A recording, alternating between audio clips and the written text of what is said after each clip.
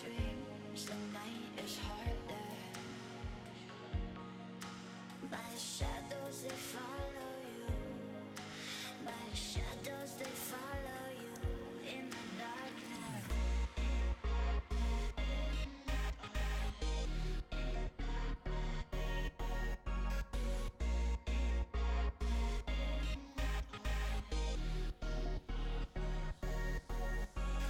Lost all of your dreams, the night is harder. My shadows, they follow you. My shadows, they follow you in the darkness.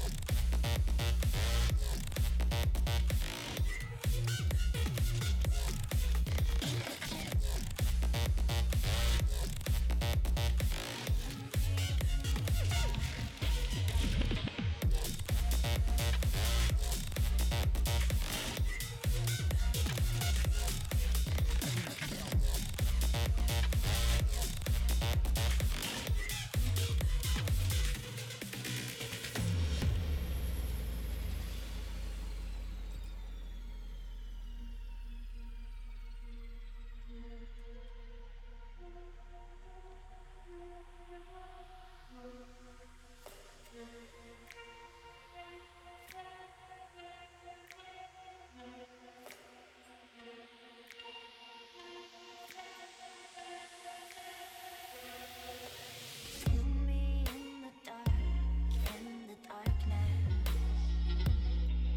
My shadows, they follow you like in the gauntlet. Lost all of your dreams, the night is harder. My shadows, they follow you. My shadows, they follow you in the darkness.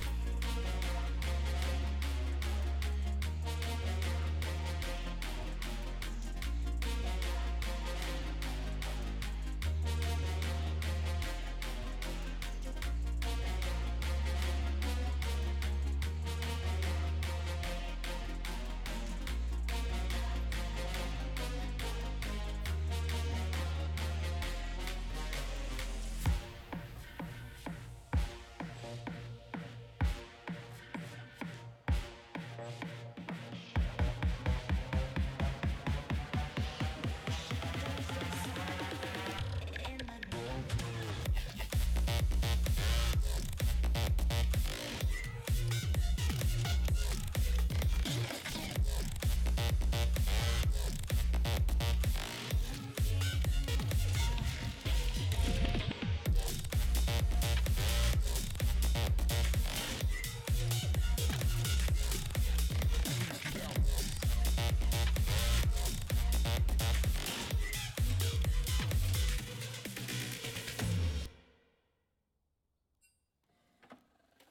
I just can't let you go.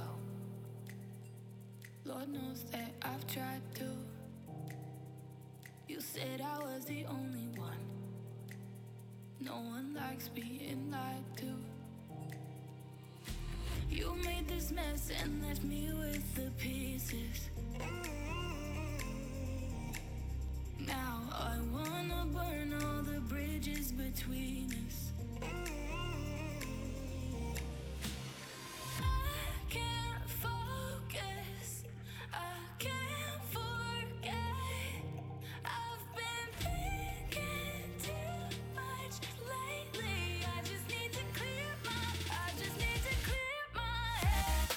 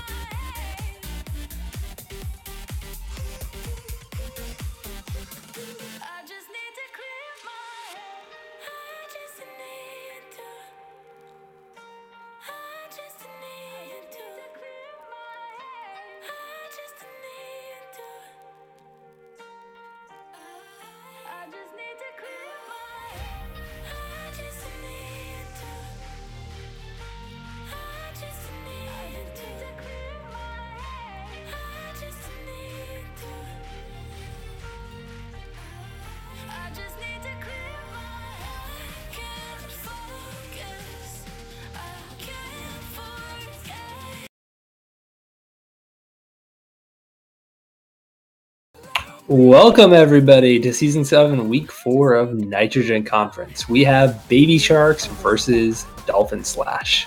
So the Battle of the Aquarium here. We're going to see which marine animal is the best of the best. I'm kind of looking forward to it. With me in the box today is Brandon, also known as Sit Straight. We'll be casting it. I am Drop the Chalupa. We're looking forward to this match quite a bit. So I've casted Baby Shark a little bit now. They're definitely a team that's impressed me in everything except for their pick and ban phases. I always doubt them. Okay. Baby Shark, of course, is one of our returning teams, returning from last season. Hamlet in the mid lane, Afro, the Giant support, Astrus, ADC, Super Chad and the jungle, and Auto Beast in the top lane. Obviously, with Dolphin Slash being one of our newer teams, they're kind of very balanced in terms of their point system. They're pretty much plat all across the board. With Oysta in the top lane at plat 1, Mr. Tico at jungle, he's plat 3. Mid is X Pride at plat 2. Mikey Tennis at ADC is plat 5, and support Jim Marquez is plat 2. So they're very balanced. Yeah, typically we see it much more balanced. So we're in pick and ban here. We have seen some pretty quick bans here. Yes, the Karthus jungle lock-in. Now that is what excites me. You saw them, they hover on all sorts of jungle champions. That's 100% a Karthus jungle. There's no way that's going in the mid lane. Okay, there is a way, but if it happens, I'll be sad. I was about to say, I know First Blood Knights has played Karthus in the mid lane, and there's an Alistair there here. So pretty meta stuff all across the board. Looks like Hamlet's considering Orianna. Pretty safe mid lane pick here. Obviously, if you pick your mid this early, that's them saying, hey, you know what? We think we can beat you no matter what, so we're just going to first pick our mid, and then we can ban some stuff that we don't want to face. Well, it's actually a red side luxury. Red side's allowed to first pick last pick a solo lane because they're then allowed to ban out 2 of those solo laners or one of those solo laners that they don't want to play against, knowing that they already have this pick. Without a chance for the other team to react. Does that make sense? Yeah, but what I'm saying is, if you're Hamlet's obviously the top ranked player on Baby Sharks, I feel like there's enough of the discrepancy there between Hamlet's what do we say, D3, D2? D3 versus a X Pride's plat 2. I feel like there's enough of a gap there that you really shouldn't need to do that, you know what I mean? But No, I at least say it's a draft strategy. Now I don't think they follow through with it again. I say their drafts don't impress me.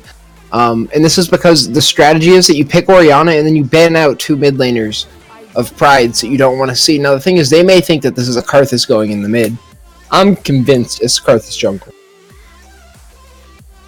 Yeah, well they did ban some ADC bans away because everybody obviously locked in Jhin fresh. So you notice there were high mobility champions, but Lucian's still open, which we might see.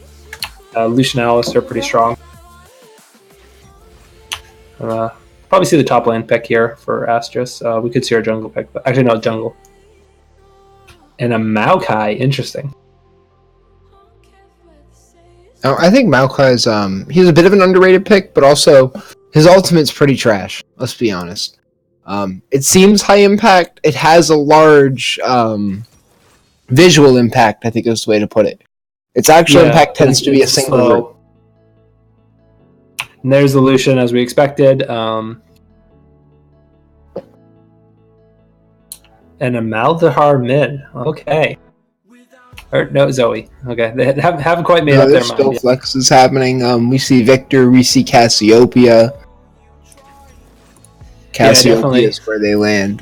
So definitely the Karthus jungle. They've picked a much better pick into Orianna. Orianna doesn't struggle as much into Cassiopeia as other people. I'm pretty sure her W works through my asthma, right? The W? Well, yeah, you have to remember her W speeds up allies and slows enemies. You can actually use your Orianna W to save people pretty effectively. Yeah, I think it depends on the order. Oh my god, a Shaco jungle. What is this game? Okay. Yeah, Shaco is actually a decent answer to Karthus. He could enter his jungle and basically 1v1 him. One of the few champions who's capable of it. Especially at level 6. I was thinking, what about like a Kha'Zix instead? I feel like that wouldn't be Nope. a bad. I actually No? just played against the Kha'Zix on Karthus Jungle on my main account. It went really poorly for the Kha'Zix. I mean, he did end up winning the game, but he had all the support in the world and a 6-0 Zed at 15 minutes. Yeah, that would cause it. But still, like, I'm telling you, he died in a 1v1 to me, up 2 kills. Wow. Okay. It's, Karthus has some really strong 1v1 power. No, The thing obviously, is, fighting in the Defile though. well, I was saying with the Karthus, the Defile. What's the his like AOE effect? I forget the name of it. oh yeah, so I feel like his Q is probably his strongest damaging tool, but you have to just land this consistently. We'll see if Yeah. Mr. Trico or Tico can pull that off. That's the biggest barrier to being a good Karthus.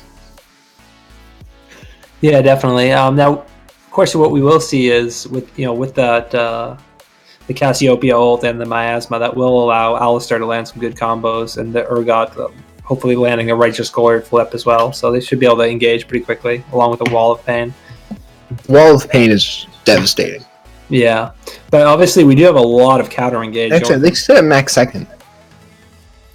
Yeah, well, I was saying you look at Baby Shark's lineup with the Jhin ult, the Maokai ult. If you land that Jhin ult followed up with a Maokai ult, you're not getting away, and then Maokai can just engage on you.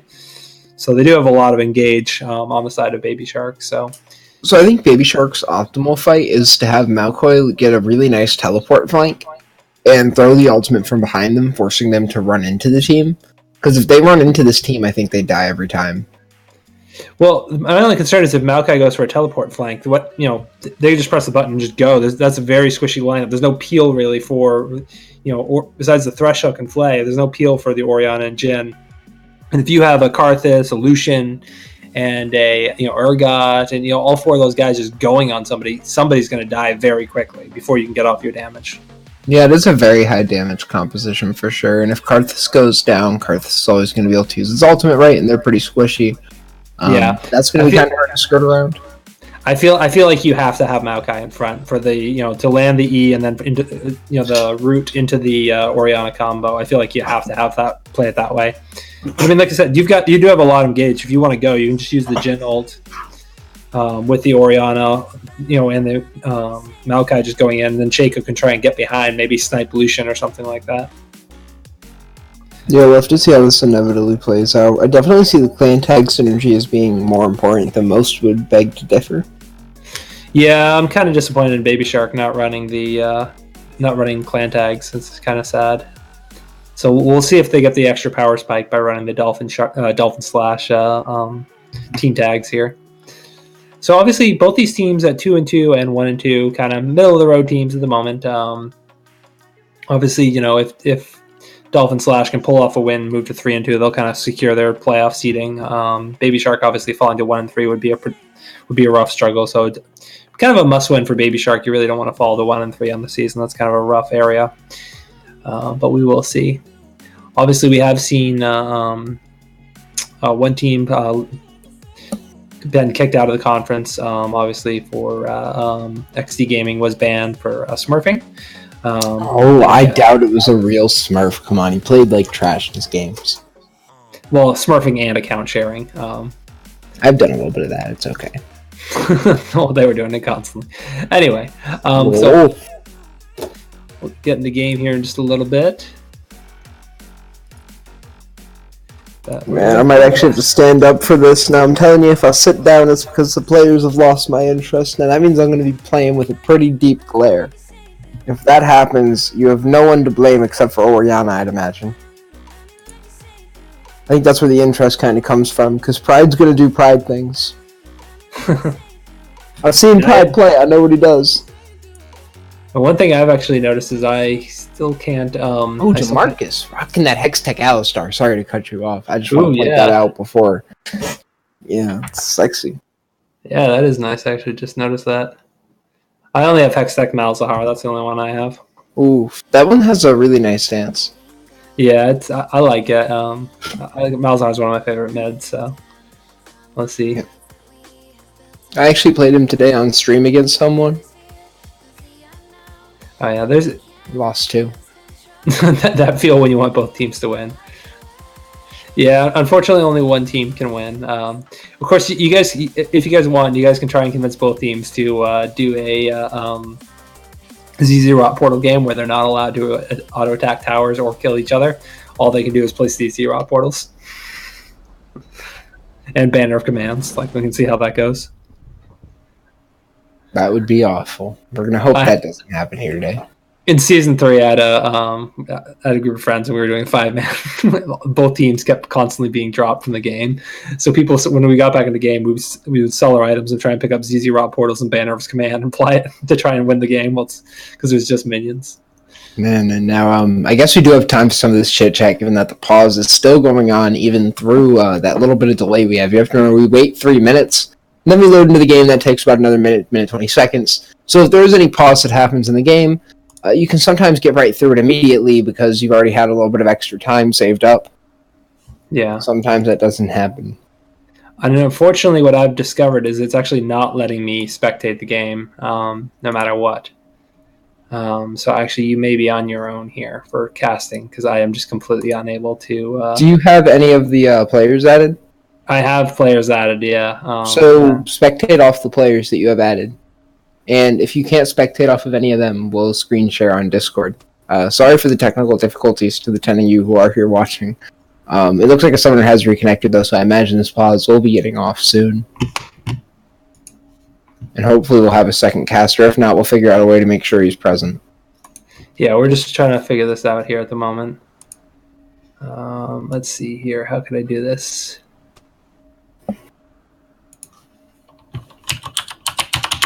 All right. Yeah,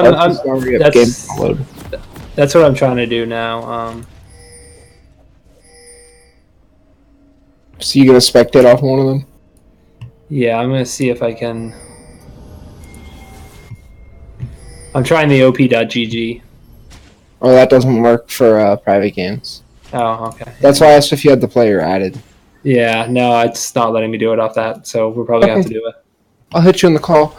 Are you gonna be able to do that if we're both? Escapist, can you follow us to a call? I'll add you both right now. Okay. Okay. So bear with us, guys. We are gonna have a cutout here for just a second. I'll cast anything that does happen while I set the call up, because I'm also the person to do that, I guess. You're... Yeah.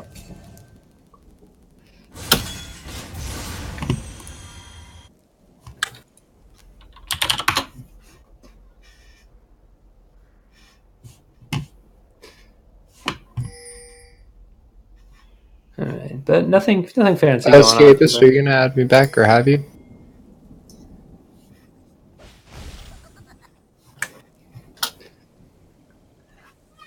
Scruff stream, guys. I know.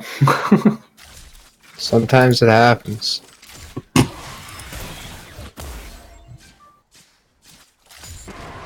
Okay. And then you can watch League of Legends off of my screen. Yeah, I'm just trying to figure out. Is there a way to maximize the screen? Yeah, in Discord. Oh, I see it. I got it. Okay, there we go. Okay. So now we're only 2 minutes in here. It looks like that we don't have much actual action going on. Yeah. Although in the bot lane, Lucian is definitely abusing the fact that he is Lucian. Means he's going to win most of these bot lanes, especially against Jin, though. Yeah, unless Thresh lands a nice hook. I feel like Maokai should be okay in the top lane against Urgot just because he's so tanky. Urgot wins nearly every lane. He should be called the Urgot at this point because it's really the moniker that he fits on. Now, as we're going to be seeing, Shaco is taking red buff right next to Karthus, who's taking his Raptors. Shaco also kind of took Gromp and the Scuttle, so this is a very greedy path, but he is going to now fight Mr. Trico.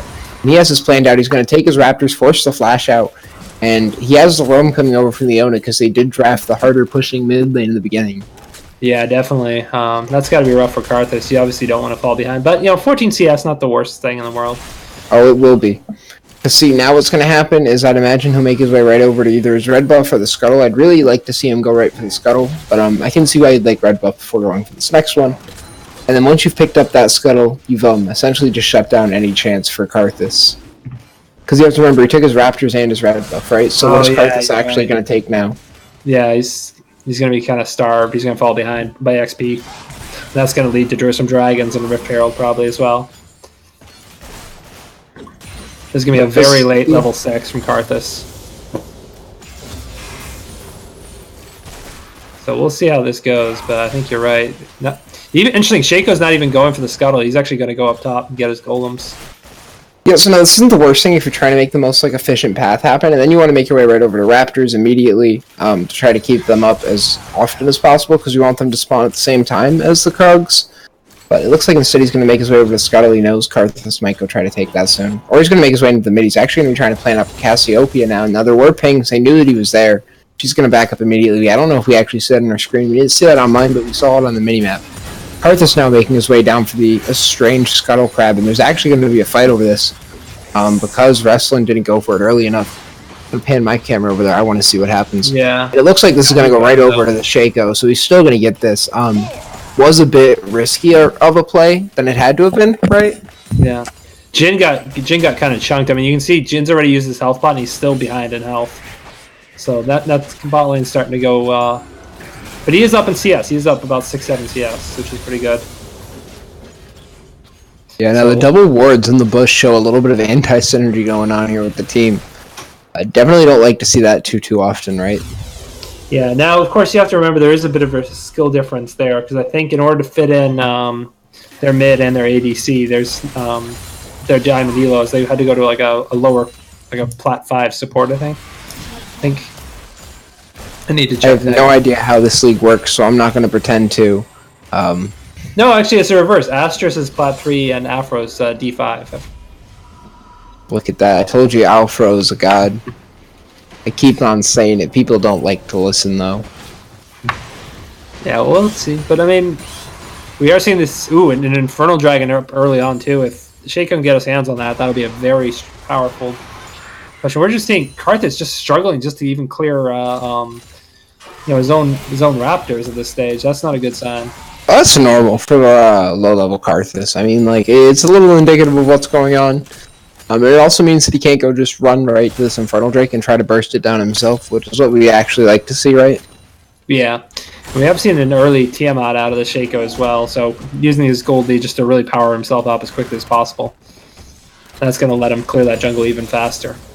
Well, yeah, so he actually doesn't benefit too much from the early jungle items, and Tiamat just helps us clear so much that it's always worth it, especially because Raptors are so tedious to do as a Shaco. Yeah. It looks like he's going to come down for a bot lane. Down to the bot lane. And yeah, we're going to come in now. It's a little bit of a spectator glitch there, or he's actually just trolling. Which one do you think it is? Trolling. He's just standing there.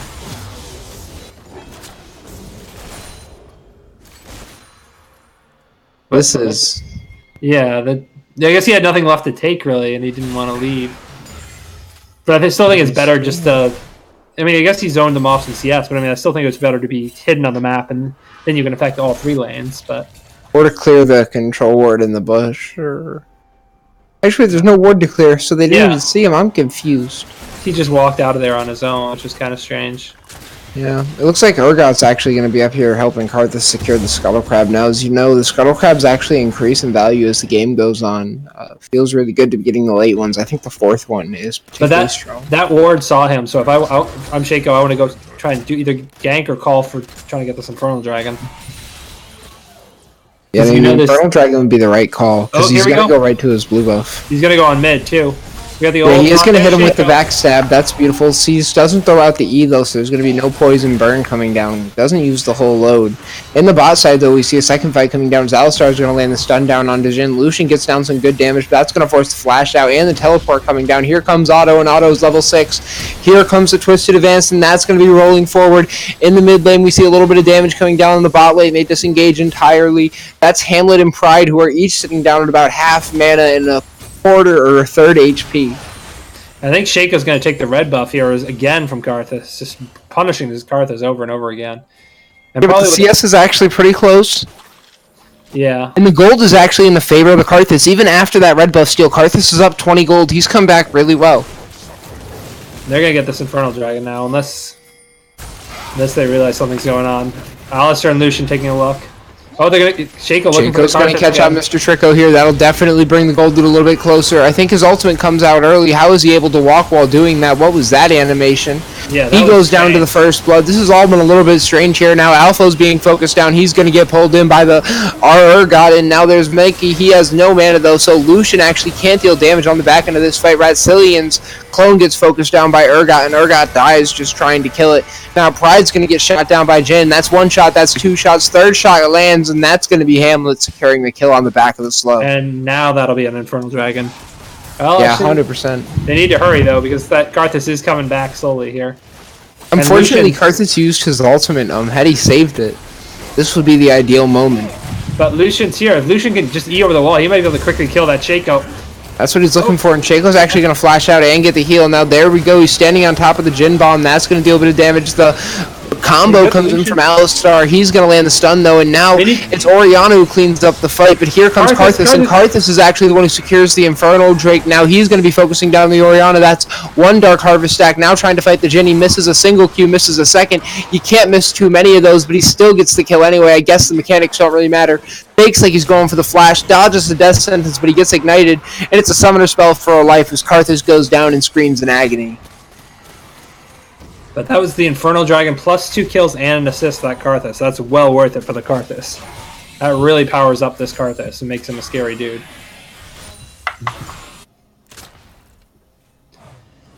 And you know, you look at this, I feel like that fight, like they just didn't realize how healthy that Lucian was. And yeah, they killed Lucian, but losing that Shaco early on, I feel like they needed to have switched on and then really gotten that Shaco out of the pit. Maybe have the Thresh tank it, because Thresh was pretty healthy initially. Try and save that Shaco. Yeah, you definitely don't want to be relying on a bait heal to get your Shaco back up to full health. Maybe if he has a clone and he can bait and switch. But even then, now Cassiopeia definitely sees this coming as the ball lands. That's going to be the shockwave coming out, though, and now she's going to deal all the damage under Oriana that she can. She backs off, but it's Ratzillian who picks up the kill, Hamlet getting the assist. Yeah, they did a good job, though. Cassiopeia did a good job of getting her ult on both people, but I feel like she should have just turned and left right away, not really respecting how much damage they had out of that Shaco and the Oriana, who are the two Fed members of this team. Yeah, Shaco and Oriana are, it's not the best combo to have, I'm going to be honest. You'd probably rather have your Jhin with a little bit more gold right now. But at the end of the day, I think that Oriana's a strong pick who brings enough utility that Jhin will end up being powerful. Yeah, I feel like I think he's just going that because that's the winning lane. You look at this 0-2-0 Cassiopeia, just with a tier, really isn't going to be able to do that much when you have a 2-1. But at the time, it was a 2-1-2 and 2-1-2, 2-1-3 Shaco and Oriana. I mean, like, you had a lot of power there. So just abusing this Cassiopeia, trying to shut her down, does make sense there. Now, in the bot lane, we're still seeing a story of dominance coming out of the Lucian, but this hasn't really translated, which is kind of sad, to be honest. And I think this is going to be the downfall for Dolphin Slash. I don't know if you can come back without your shining light shining, because Karthus is a great supportive pick. Karthus does well when he has someone else to piggyback off of. Urgot's the same way. He does well with a piggyback. But there's no super carry on this team, and you look at almost a 20 CS lead with this. Oh, here we go, though. The Hextech Flash comes out. That's going to be Alistar making the full-on engage. Here comes Shaco. He's invisible. He's going to be looking to pick up Alistar. Alistar gets stunned in place by the Jhin. The Lantern's there, and that means if they want to go forward and try to pick out Lucian, they can do that next. But in the top side, we see Urgot's going to pull Malco in with those chains. He gets a bit of support out of the Karthus, and I guess it works both ways. Maybe these two can do something for their team and bring them back into relevance. But now the downside, Lucian is here to defend this wave. Well, there's nobody to defend the top side, so they're actually going to definitely get a lot more plating up top. Yeah, calling a great wave clear tool. Although here comes the Oriana. Oriana gonna get flipped and queued. That means she's now the target. Shockwave misses everybody. Mr. Tricko is just trying to find any bit of damage, but he's now going to focus himself down on the wave. Doesn't even throw a single Q Oriana's direction. He's low on mana. Every Q is a vital resource right now. Yeah. Now Alistar is back, but I mean, I think they still got some more plating up top. And if this Urgot can get the Black Cleaver going and start chewing through some of this Maokai armor, it'll be in pretty good shape. Now Shaco's going to get his way out. Always feels good to be a little bit tricky. Yeah, definitely. But has the support. And they could definitely look mid again if they wanted to. They've actually are they lane swap? They're sending Maokai mid, and they're going to send Orianna top to deal with the Urgot. No, it looks like Orianna's going mid too. So can you tell me what's going through their minds right now? I honestly have no idea. I mean, at the very least, you want to shove that wave in while it's Urgot's back and deny him some CS. I don't know why you just let that sit there. So here we go. This is going to be 4 in the mid. Jin staying in the bot side. Now, I have heard of the 14-minute comps. Those used to work really well. Not so much so after Riot made some changes. Yeah, now so they go back, but all this time, this Urgot just got solo CS, uncontested, got solo XP. And now, look at this, almost a 2-level advantage now on this Maokai. And he can just zone the Maokai away from the wave.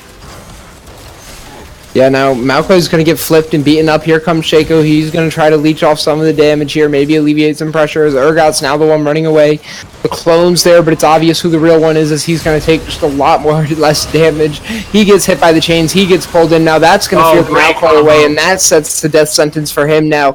That's a double kill going over to Dolphin Slash, and that's going to put them firmly tied.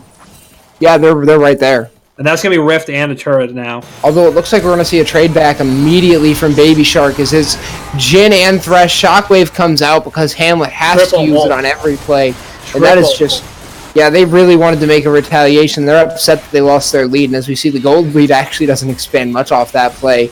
That Rift Herald, though, will be making a major impact as the game progresses. We're going to have to see a bot tower taken out. Now, the top tower could have gone down originally if the Rift Herald's used for this. It's actually just a waste.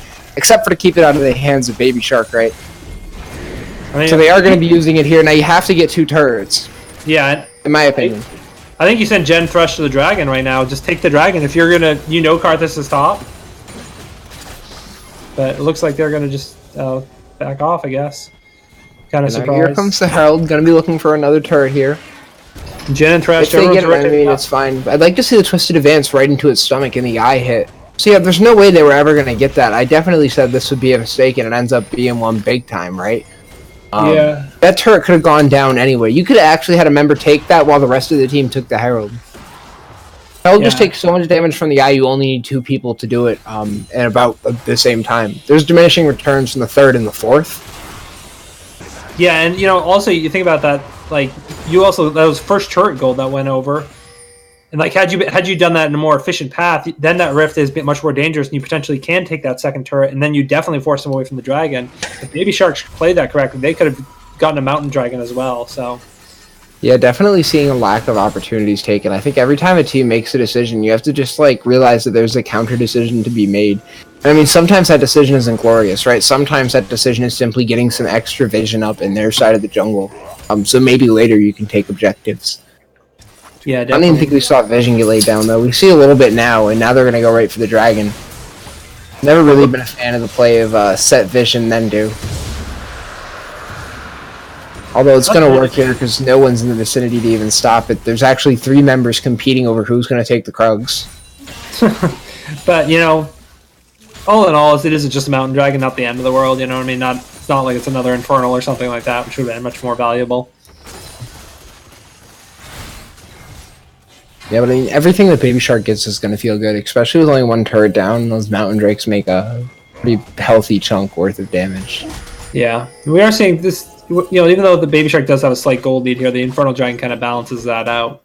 So, pretty even right now. But I mean, the problem is you don't want this to go late game. Like, if you can get this Cassiopeia, this Lucian, this Karthus, and this Urgot all going at once, that does get a little bit scary. Oh, Thrushmus is wide there with the hook. Now that's going to be Shaco running away. I feel like I haven't really seen very many hooks out of this Thresh that have impressed me. I've seen a lot of whiffs. I know he has landed a couple, but I haven't seen anything super impressive. You know what I mean? Yeah, normally this is my boy here, ATG, but so far hasn't really been the game. We're going to see Hamlet actually now being the focus. Not Alistar going to be landing the combo, though. Yeah, I think you look at this. Obviously, this Jin is closing in on 2 items. This Shaco closing in on 2 items. Obviously, but the good thing is they are keeping the Maokai down. They are keeping the tank very, very squishy. So, as we saw, pretty much any member of this team can kill Maokai very rapidly. So you don't really have a lot of peel for these carries, which is the one good side. If this Maokai had gotten ahead, he would have had a bigger issue here. Yeah, and the head Malfoy isn't the most terrifying thing. I like to say he's a champion who scales off of levels, though. And all that means is that he thrives in an environment in which he can soak up XP. Oh, he doesn't goodbye, even Jin. sitting. Yeah, so we see the full-on fight here happen as Alpha is the first one to go down. Lucian goes down on the top side in retaliation. Jin actually survives out of all of that because Shaco is able to go help him. Now the eyes of Dolphin Slash are set here on the mid. Yeah, if they can get this turret, they can kind of open the game up a little bit here. Because we've only seen 2 towers down 19 minutes into the game. But unfortunately, they are pushed off because they don't have it. And obviously without their primary turret taker in Lucian, they're kind of stuck. I think... Is this going to be a rapid fire cannon maybe next out of Lucian? Instead of a Black Cleaver? I don't actually know. It could be a static shiv too if he doesn't think they have enough wave clear right now. Yeah, that's true. I mean, I'm pretty sure this Jin's going to go with a rapid fire cannon here, almost ready to complete it. But this, you look, this Orianna and the Shaco both very far ahead, very scary. Pretty much if anybody gets hit with that combo, that's going to be a very rapidly dead person, whoever it is. Maybe the Alistar can survive it, but I think that's about it. Alistar can survive anything. That is true. We'll see. So what are your thoughts on the just once we have a little bit of a slowdown here between the Kale and Morgana reworks that we just saw being shown in a teaser today? Don't tell me. I haven't seen anything. Is there anything impactful? You can get my instant reaction, but I'm not telling you it's gonna be good. It's kind of crazy. It looks like they've kind of buffed Morgana's damage a little bit, and Kale's kind of. It looks like they've kind of changed her E, and I've only seen the video. I haven't actually seen that much about her abilities. Oh, we got a little fight here going on. Yeah, there's the ultimate coming out. He's going to take the lantern out too, and that means no one gets rooted, and that's what I mean by it has a really big visual effect. Auto makes you think there's a fight happening, but instead it just doesn't even root a single person. Yeah. And back here we are again. So this is going to be a very kind of slow period here once we just kind of wait. I think the next big fight's probably going to be this dragon that spawns in 45 seconds. Well, so they're actually trying to take the mid turret here before the Drake, and that means that there's going to be a bit of contesting going on. The question is, can Karthus, after he takes this blue buff, get over quick enough to go and try and make a fight for this turret?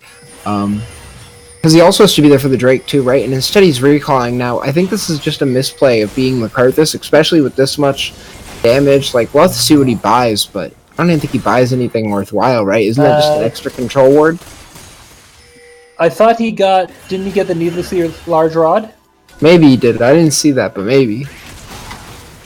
If he did, it's a kind of impactful item. Yeah, Nomicon feels good on him too. Yeah. He's got the magic pen. There's nobody really stacking magic pen right now, so he doesn't really need to finish the item right away. We do see another mountain dragon here. It looks like they might just burn this down on the side of Baby Shark. Yeah, and there's the box too, just to secure it. That's going to be a lantern to get them all out. Now it's Rastin on the backside, but he always has a Q to get himself out. Shockwave goes in. Alfro goes all the way through. He wants some Urgot blood. He's forced to flash out. Going to get a speed boost, but still goes down. Now that means it's Malkoy and Jin who are both trying to deal the damage here. Shaco goes AFK with the clone for him, and that's Hamlet who seems to go AFK himself. The ultimate comes down out of Karthus, but that's not needed to get the kills. The triple kill going over to Pride. We're going to see if Pride can get the Penta. He can definitely pick up this Shaco once he goes visible. That's going to be the Quadra, but actually it's Alistar that steals that from him, and that's why he dies to Jin. It's exactly what you deserve for stealing this from my boy Pride. And Pride will 100% destroy this Jin's life if he gets the chance to. And the poison should tick. And he stays alive. Wow. Beautiful by the Jin. I don't know how much HP he was at, but I know that before he started to heal rapidly, he was below 50. Yeah, that was close. I thought the Cassiopeia had it, but I think it was just enough damage. But here there's another of these things showed Karthus rapidly trying to get this death cap online as quickly as possible. But that was actually a bunch of kills that went over to the Jin in that fight. So look, that was almost a full purchase Phantom Dancer out of nowhere. So that's three crit items now out of this gem. So be doing a lot of damage in that regard. Well, this is part of that difference I was trying to talk about earlier, where I said that we're not going to really see the Lucian have the same impact as the Jin as piggybacking is off his teammates. Yeah, I mean, you look, this Jin now is almost 2 items ahead with, this Lucian only having a Zeal for a second item. And whilst Jin's already completed the 3, the double Zeal items, and now it's probably going to be starting to get to this 4th item. Whatever Jin decides to get as a 4th item, whether it be maybe a Mercurial Scimitar or, maybe, some GA or whatever he decides to go, More crit. More crit. More crit. Get a Static Shiv as well. There we go. The flash and the Q comes out, but I think Alfro's all alone. He sees the engage, but his team just isn't going to be there. Sorry, maybe in a diamond game that works out, but even there I don't think it will. And Alfro should go down here, but it's only Alistar who can get him. He actually shoves him away, and the shield comes out from Orianna. He's going to throw another death sentence, and that is a death for Jamarcus. Oof, yeah. The W just misses. Here comes out the ult from Jin. He's looking to pick up Pride now and get a little bit of revenge, but he's forced to cancel that early so he can turn his attention on to Urgot. Now that's 5 running at him. The Wall of Pain's going to separate him, though. And that's still a weak Thresh sitting on the back line. He has to recall. The Requiem is up. I mean, I think that's where you really saw how far behind this Lucian was. This Lucian could not kill the Thresh, despite all the, usually at this stage of the game, you have that much time to beat on a support, you're going to kill the support as the ADC, especially as Lucian. But he's so far behind that he just couldn't kill the Lucian, or couldn't kill the Thresh, and the Thresh was able to get away, and then Alistar paid for their mistakes. Yeah, this is beginning to show some signs of frustration, though, for both teams, right? Because they haven't really been able to crack turrets. Their sieging hasn't really been on point. We haven't seen the 1-3-1 out of either. This has honestly been a bit of a glorified ARAM. It really has. Now, I mean, one advantage they do have is they do have these double mountains. These double mountains will let them, if they can get a chance to beat on these towers, they can do a lot of damage very quickly. They can also burn a Baron really quickly if they need to.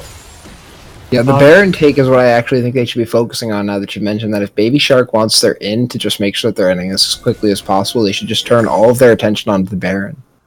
Yeah, now what's the next dragon that's coming up here? I can't quite see here. I actually can't see myself. Let me check.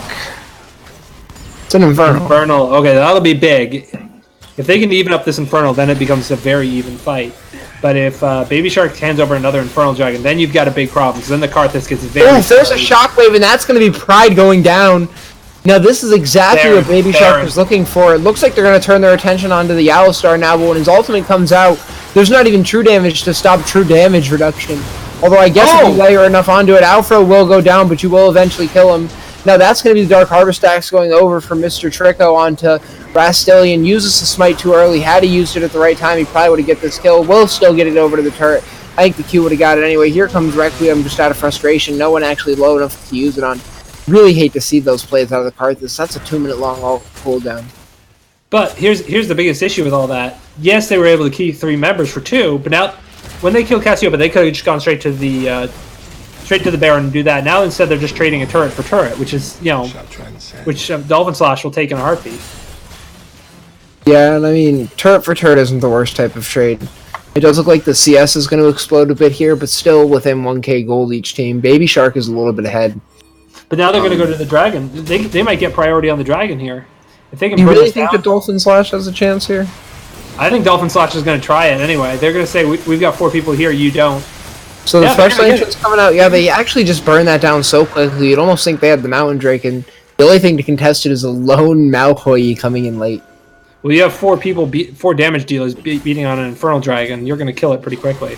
I guess that is why this composition has kind of stayed afloat, right? There's just so much damage. Yeah, so even though, Lucian was behind, they had enough damage elsewhere. Meanwhile, this Karthus now has completed the death cap, and this is actually going to start to become a hyper carry Karthus with the fact that he does have the death cap and the double Infernal. That's going to be a lot of damage out of that Karthus. That Karthus can afford to get in the front line and doesn't just say, hey, you know what, I'm just going to ult and you're all going to die. And this Urgot 3 items as well. Maokai still only 1, so it's not like Maokai can protect them either. It is going to be looks like it is going to be a Mercurial Scimitar for this Jin for the next time. Just try and help stay alive a little bit here. And now I'm really curious to see if they're going to turn their attention here onto the Baron anytime soon. They've pretty much choked out the Vision minus these few control drones, and that's going to be Hamlet getting a killing spree onto Karthus. Unfortunately, he doesn't have Requiem up to just throw it out there. And this should be a Baron now. This should be a Baron. Yeah, with Smite down and all the vision control, 2 Mountain Drakes, I can't imagine why they wouldn't. And now this is probably going to spell the end, as Baby Shark's now going to be able to siege.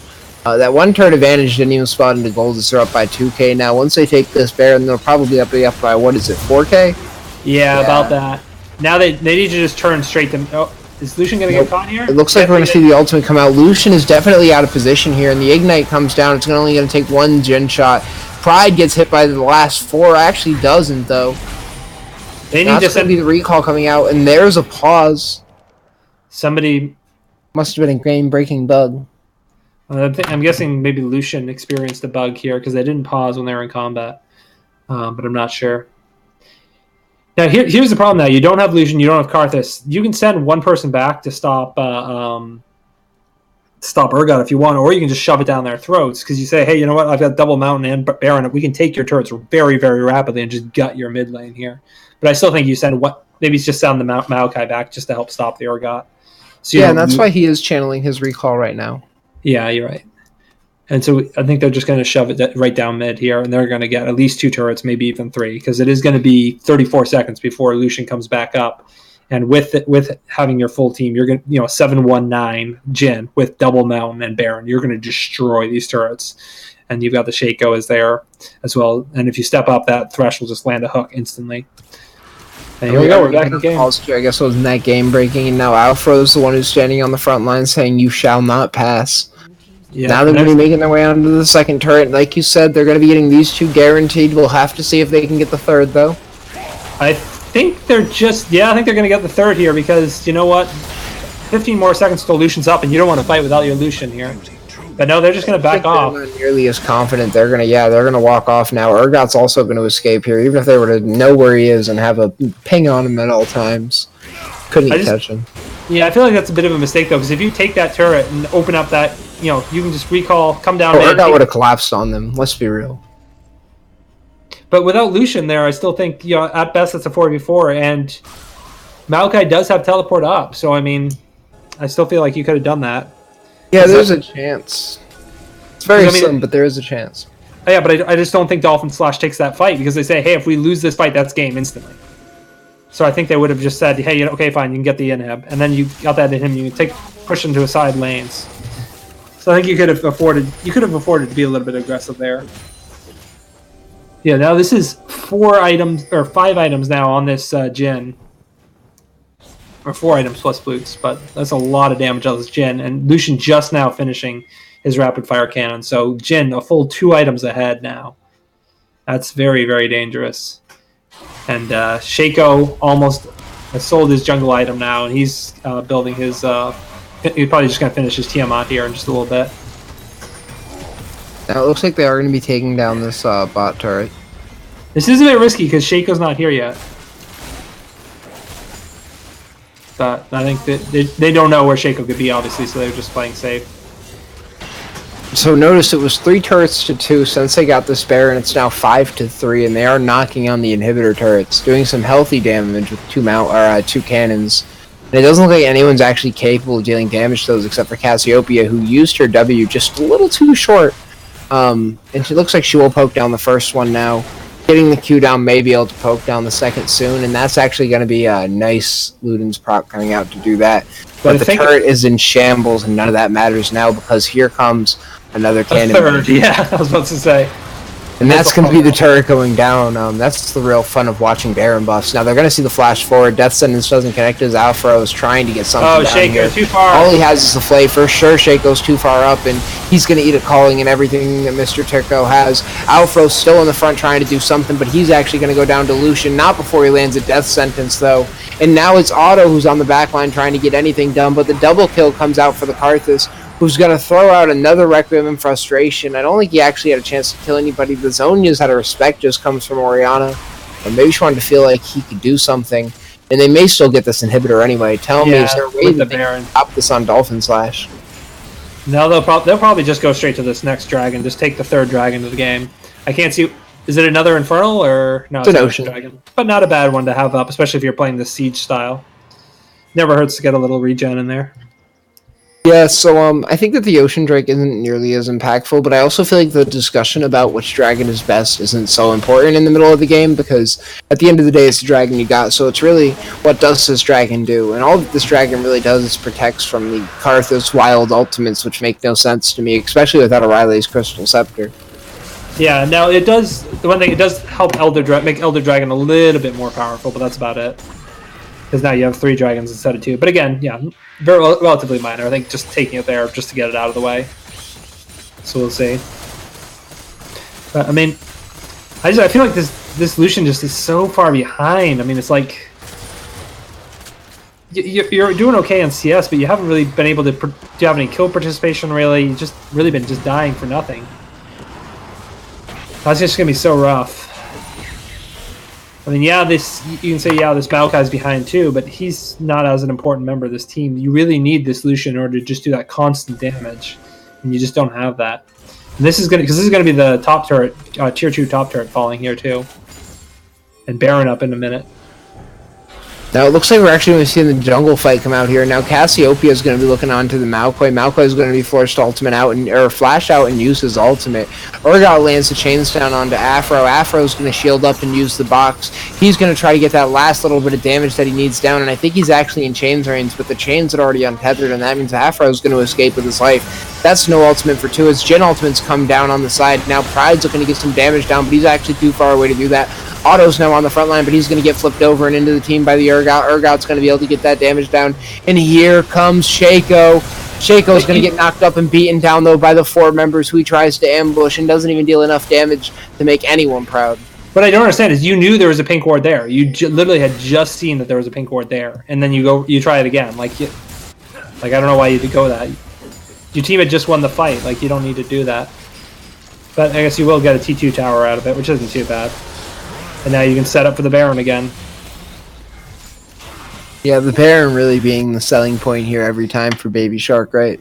Yeah, and with these two mountain drags, again, they can just destroy it so quickly. It's ridiculous. But we'll see.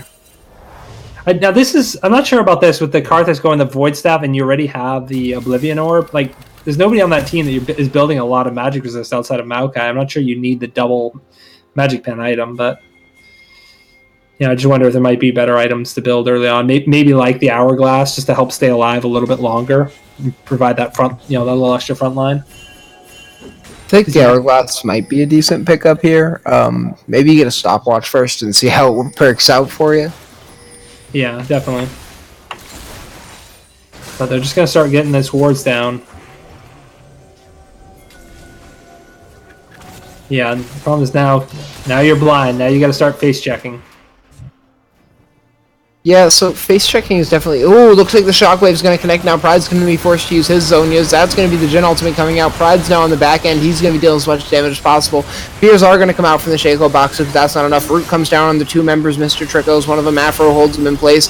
But he actually gets suppressed and thrown up. That's going to be the Fear landing onto his carry. Jhin, he's going to be able to use Cleanse, though. Here comes the Requiem. This one's good. Now that's a stopwatch coming out of Ostros. But the flash from Urgot's perfect as he lands himself right into the position. That's a heal out of Jhin, though, so that way he can stay alive and reposition. That's going to be your guy going down as a result of all that. Lucian has to go back to the base to stop. Lucian's already in the base because it's in shambles, and now they put their attention onto the Baron. But here comes Karthus and Alistar. Now they're saying they have a chance, but I really don't think they do. You have to land the stray Qs here against the Jhin. If not, he's just going to burn you down and beat you down. He escapes on the back of that W from Orianna, talking about movement speed, and his whole team has the Baron buff, Sans Thresh.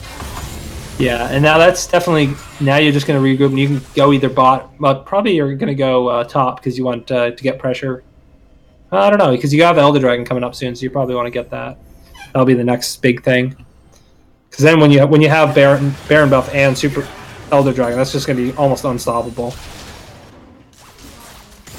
I like the pickup of his GA on this Jhin. Just he knows that Urgot's a threat, so he's just going to say, hey, you know what? I'm just going to make it so you can't kill me. I wouldn't mind seeing, no, I guess I'm not sure I agree with the lock at this early on out of the Thresh. But oof, beautiful engage here from the Alistar. Thresh is going to be able to make some type of disengage happen, though, as the box does land. Orianna's going to be getting out some good damage, and the slows come. He's actually stun locked. He has nowhere to go. Here comes Shaco, though, as he's running 2 knives out in hand. He gets the burn going down onto the Lucian. Lucian's going to be slowed now.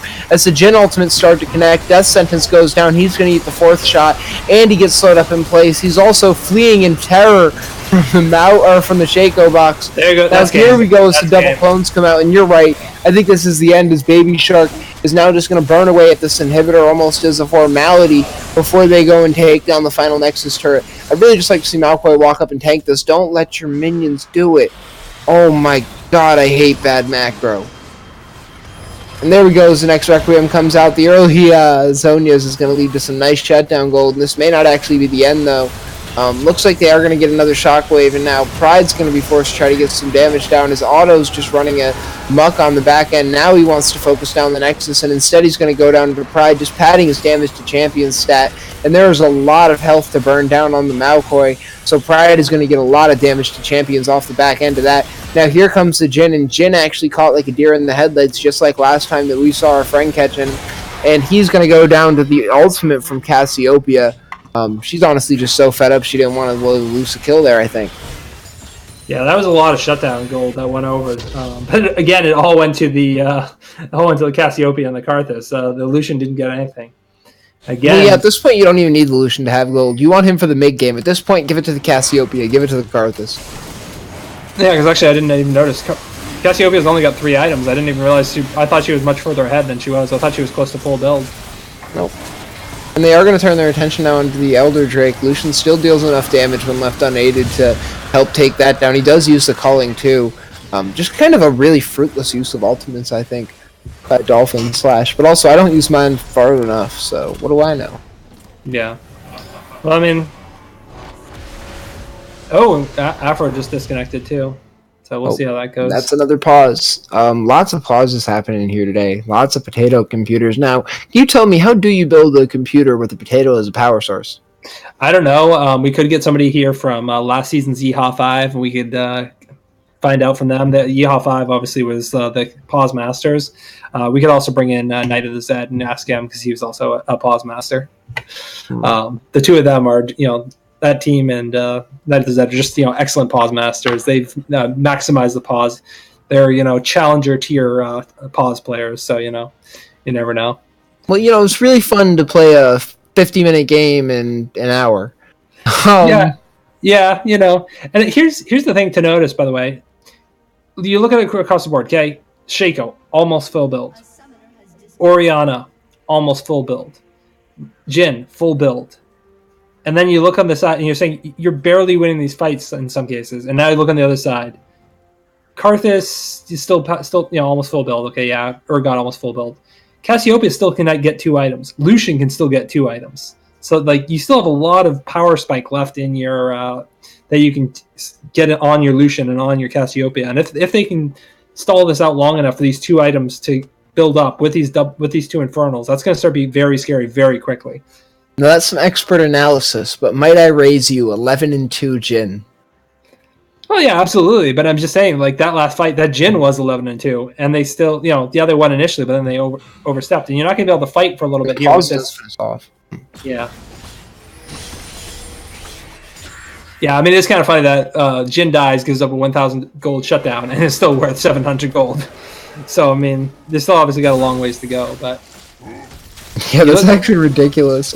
Even the Cassiopeia, right? She gives, she's worth 800 now. Yeah, but that was because she got that triple kill at the end there.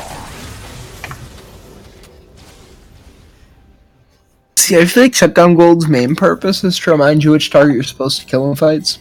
Yeah. Now, we are seeing, it looks like Cassiopeia's starting to build this hourglass, and I'm not sure what...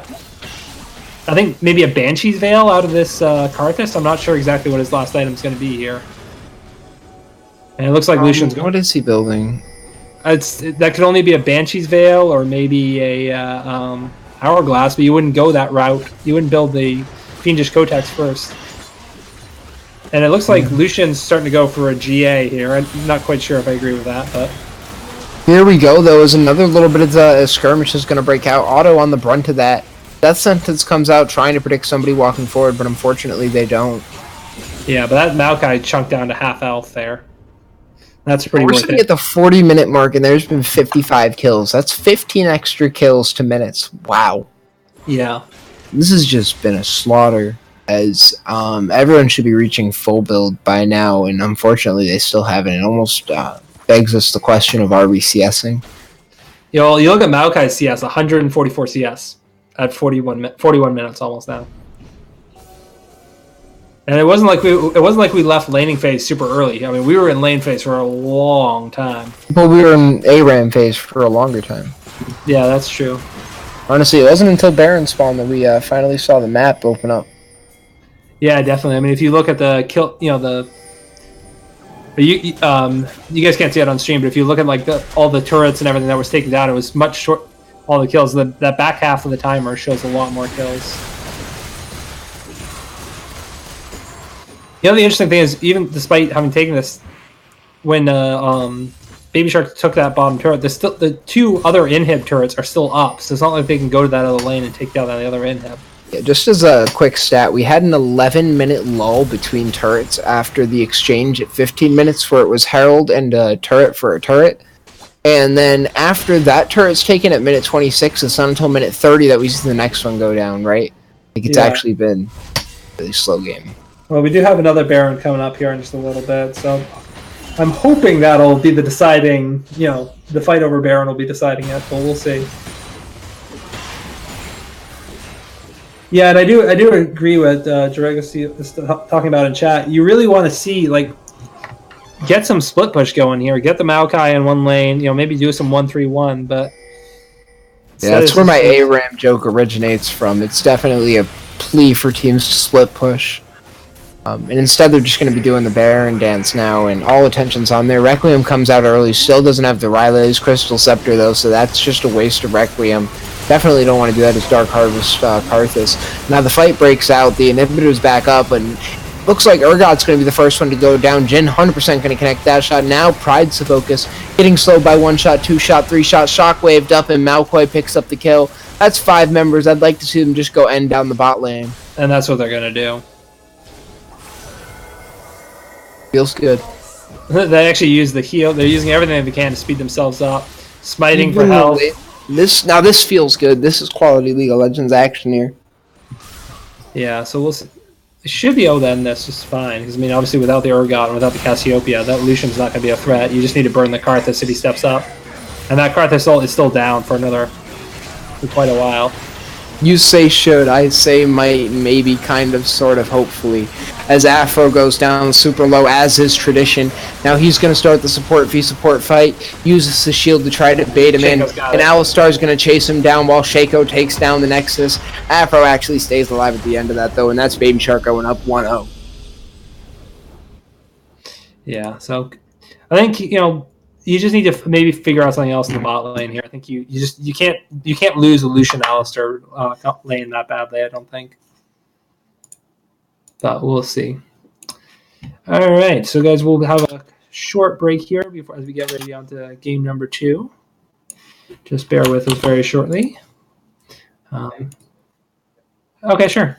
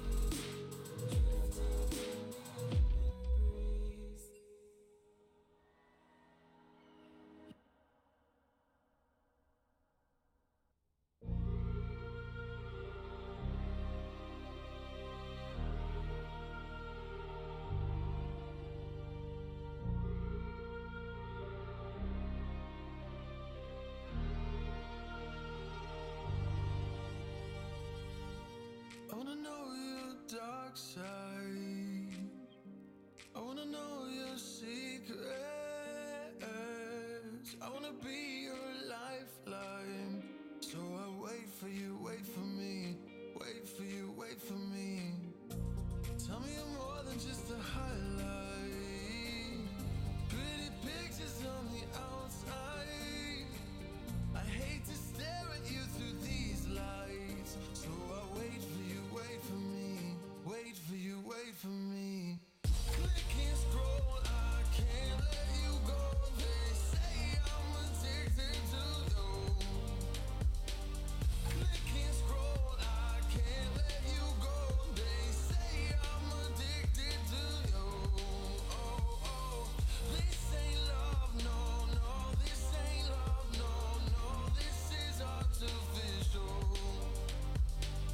This ain't love, no, no. This ain't love, no, no. This is artificial.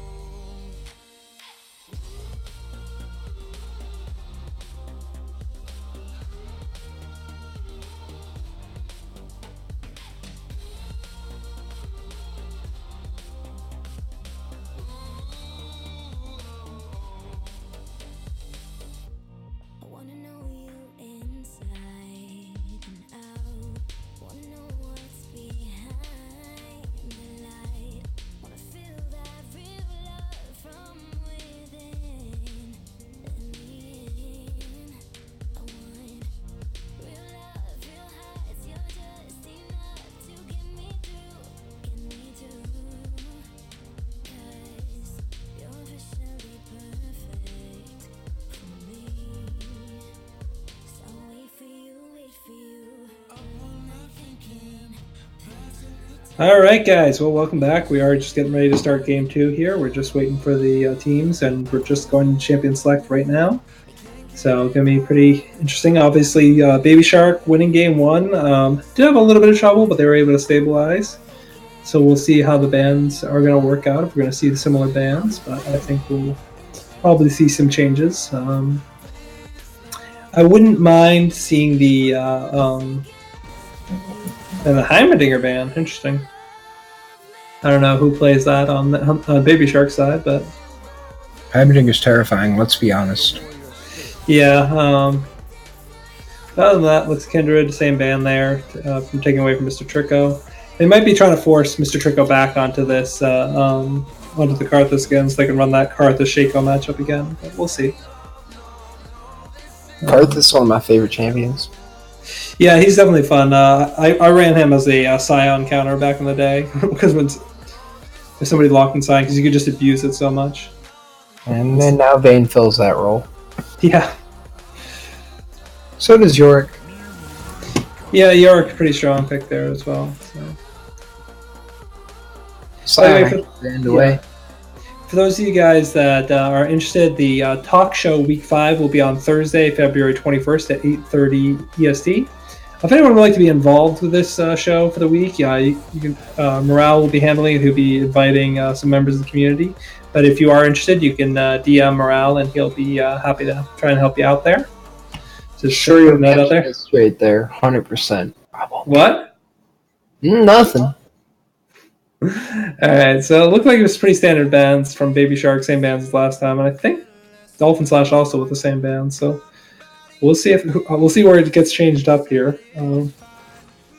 Karthus is actually first picked here. Interesting. I'm a few seconds behind because obviously I'm watching off stream at the moment. Yeah, so they've decided that Karthus is actually so strong that it's worth first picking, and Urgot, the instant reaction to that. I think Urgot's a strong enough pick, but I don't know if Otto's a strong enough player to actually wield it. But I've only seen him play one game, so I don't want to judge him too quickly. Yeah, obviously he did get beat down pretty badly by the Urgot, so going against it, so... He at least knows what can go wrong. Yeah. So we'll see. That's a fair way to put that. I almost want to just see the Shaco locked in again, but it looks like it will be the Thresh for Afro. If they end up locking this in. Oh, he's so cute. I love hearing dogs because dogs are precious and they need to be protected. I was like, no, I hope nobody can hear that. Yeah, that's my dog Ellie in the background. She's got her squeaky toy. trying to get me to play, but And play with them while you can. oh yeah, I know.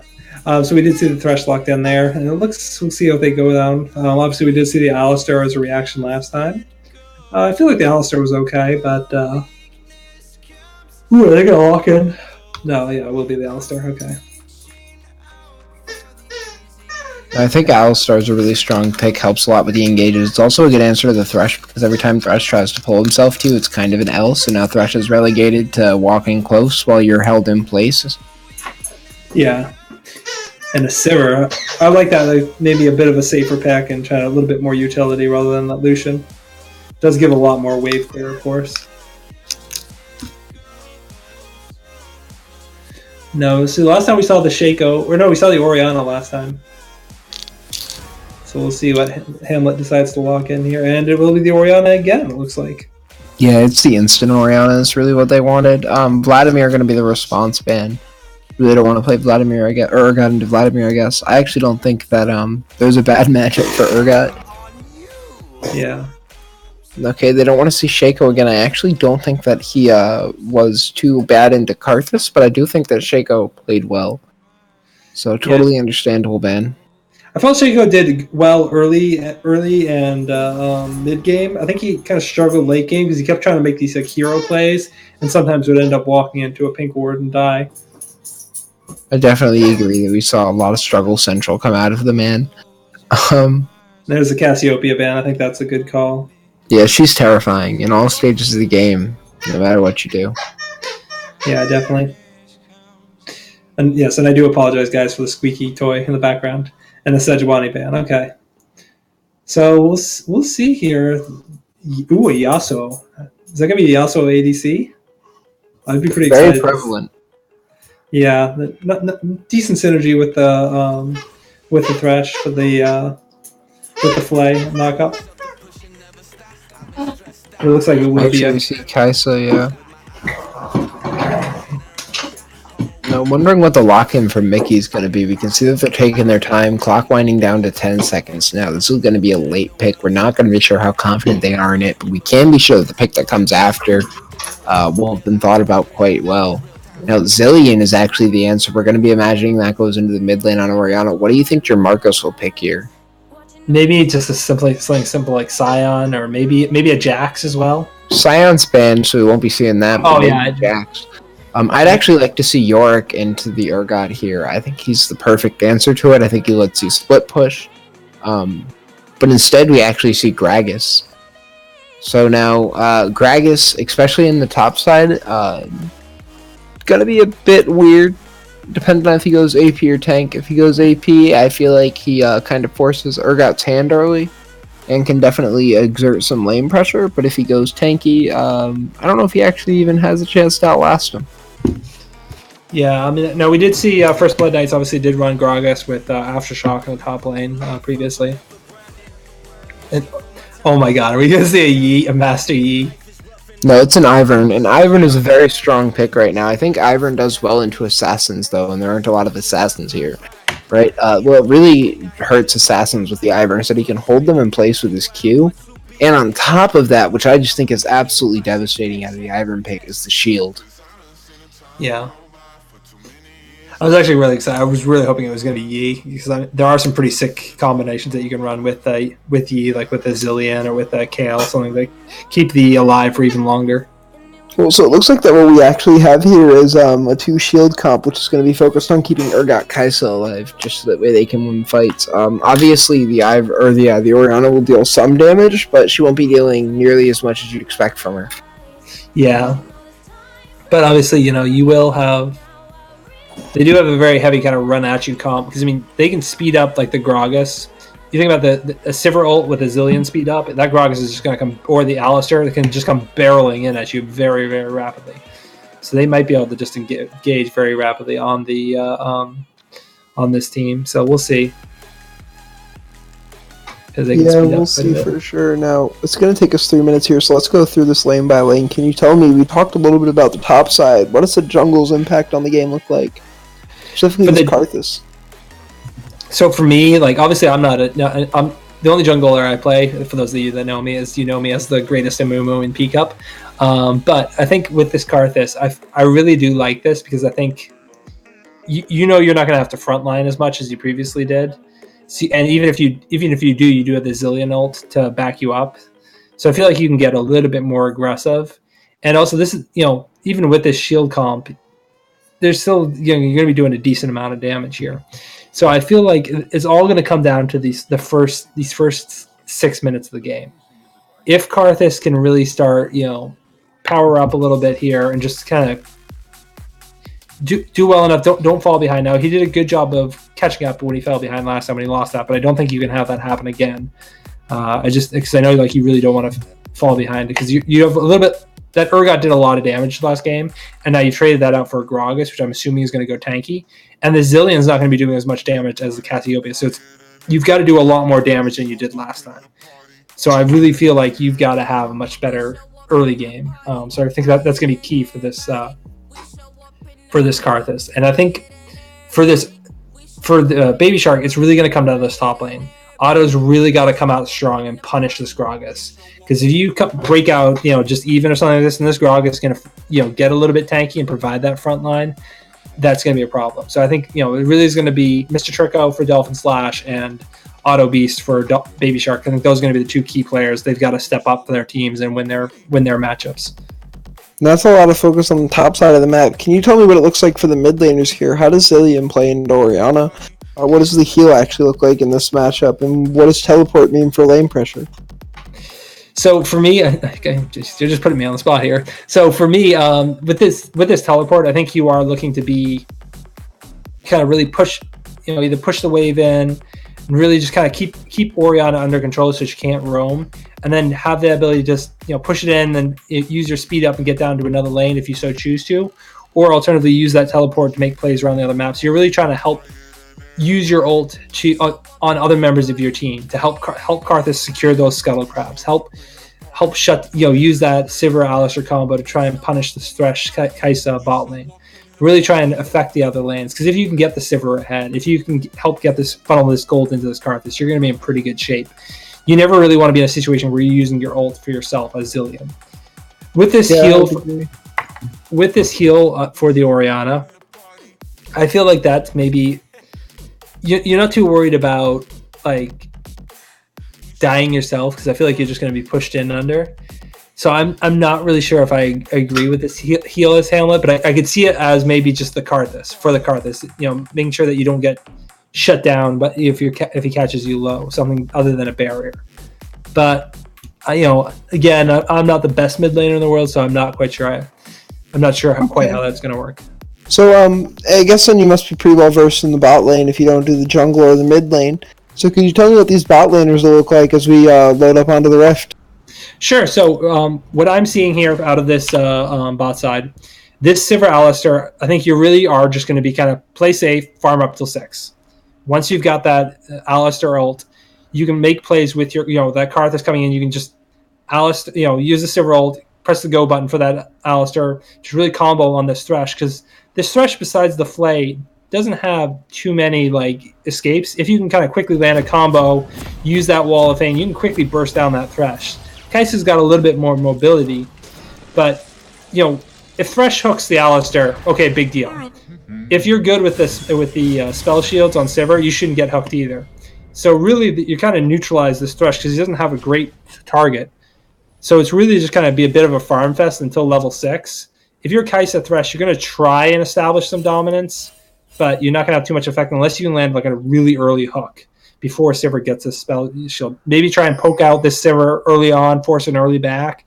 But if you go you start getting level 6, level 7, where Sivir can start using the Q and the W just to rapidly push that wave in, you're going to quickly lose control of these dragons, because Zillion's going to be pushing in Orianna. Sivir's going to be pushing in the bot side, so you can quickly establish dominance on these dragons. Now, it is an air dragon as the first one, so it's not too big of a deal, but that is going to be a bit of an issue. Yeah, the air drake is, I think it's going to be very strong, particularly on the red side of the map here. Blue side already has a bit of movement speed coming out from the Zillion, coming out from the Sivir. So it might Yeah. end up helping them a little bit, but I don't think it'll help out nearly as much as the red side will. Yeah. Obviously, with the red side, it just lets you disengage a little bit more, because the last thing you want is to get the Zillion ult Sivir speed up, and then have Gragas land an good old not Kai'Sa or an Orianna into your team where they can just blow you up really quickly. Because remember, they don't have that. They traded that Shaco for a Ivern, so it's a little bit less damage. Now they did pick up a little bit more damage on the top side, but not quite as much. Now here we go, as it looks like underway the game is. Neither side is really looking to take any big trades except in the bot side where Kai'Sa and Thresh are already firmly shoved in. Yeah, but like I said, we kind of expected that from this early on. We knew that they were going to get pushed in a little bit. The important thing is to make sure that they get as much CS as possible. And until they hit level 6, level 7, they really have that go button and that wave clear to just devastate these waves. So it looks like Ivern just clearing up the jungle. Karthus is going to get his red buff this time, it looks. It is a little bit low, though. I was kind of surprised by that. I think he missed a couple. Yeah, he definitely has, and that's why you see this wave grows. Gragas is actually going to get the CS lead as long as he can clear out all of those. Now, what does Ivern's path look like? Looks like he's just going to maximize as many buffs as he can. He's not going for the scuttle. We're kind of surprised by that. And by the way, this Karthus, the red buff reset. Oh, He's gonna wow. die. He's gonna die here, unless he runs.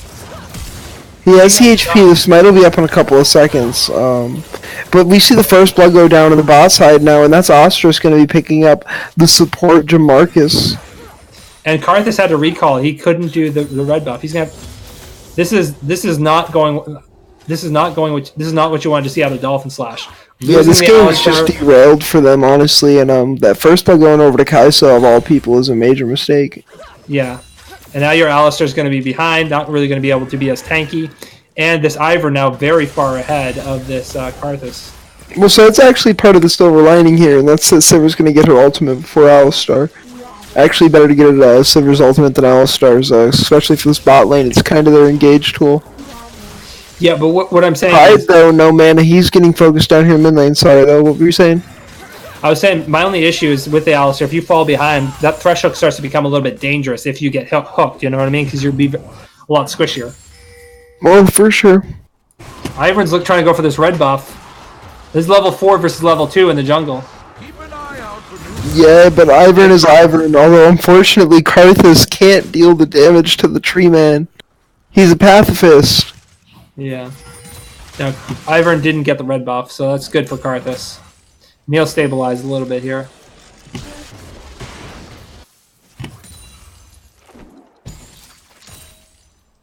What is this?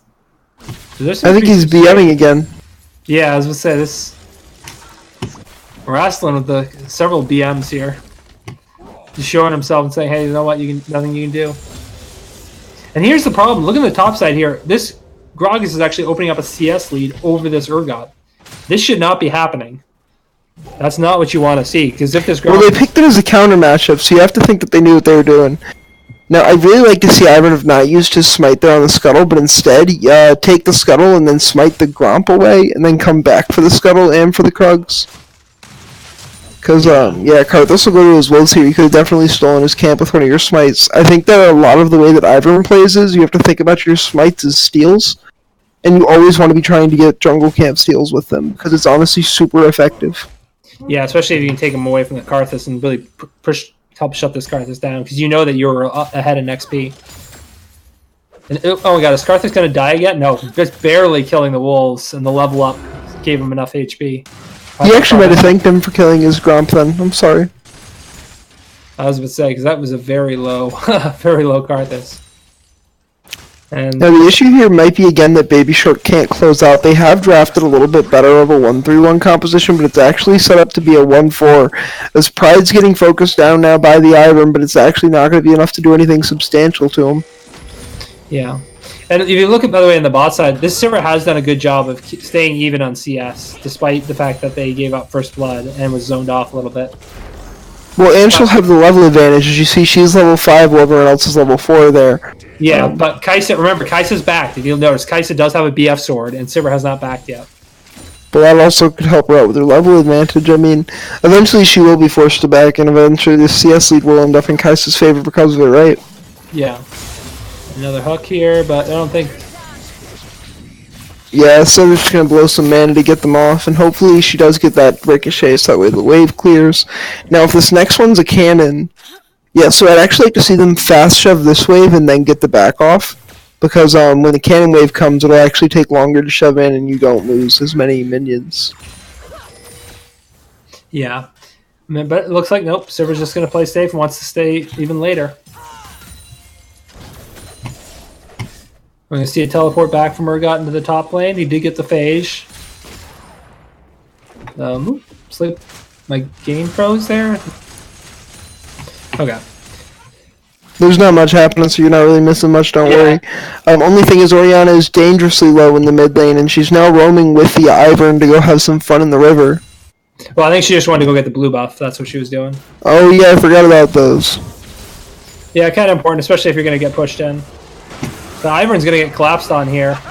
Yeah, now this is going to be the power of the Karthus, and here comes Zillion. He's going to be looking to land the bombs. Fortunately for Ivern, though, he has flash up, and he's going to settle for the Scuttle Crab here, probably using his smite to secure it. And then he can get the health pot, so he'll be fine. He's back up to full health. And then he'll want to make his way back to the top side, and I imagine Karthus's camps will be back up soon, so if he did have the intel, he'd want to take those, but he actually doesn't know this. Fortunately for us, we're omnipotent gods in this, and we have access to all of the vision. Yeah. But I do say, if you look at Baby Shark's vision around the dragon, look at that just line of wards up the river. 2 pink wards, the Scuttle ward, and just a regular ward. They know what's going on the bot side river. There's no way that Karthus can do anything without them knowing.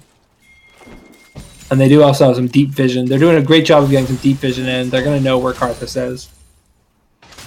So, we'll see that. Which is half the battle, but even knowing where he is, that Requiem comes in. Doesn't matter if you knew where he was.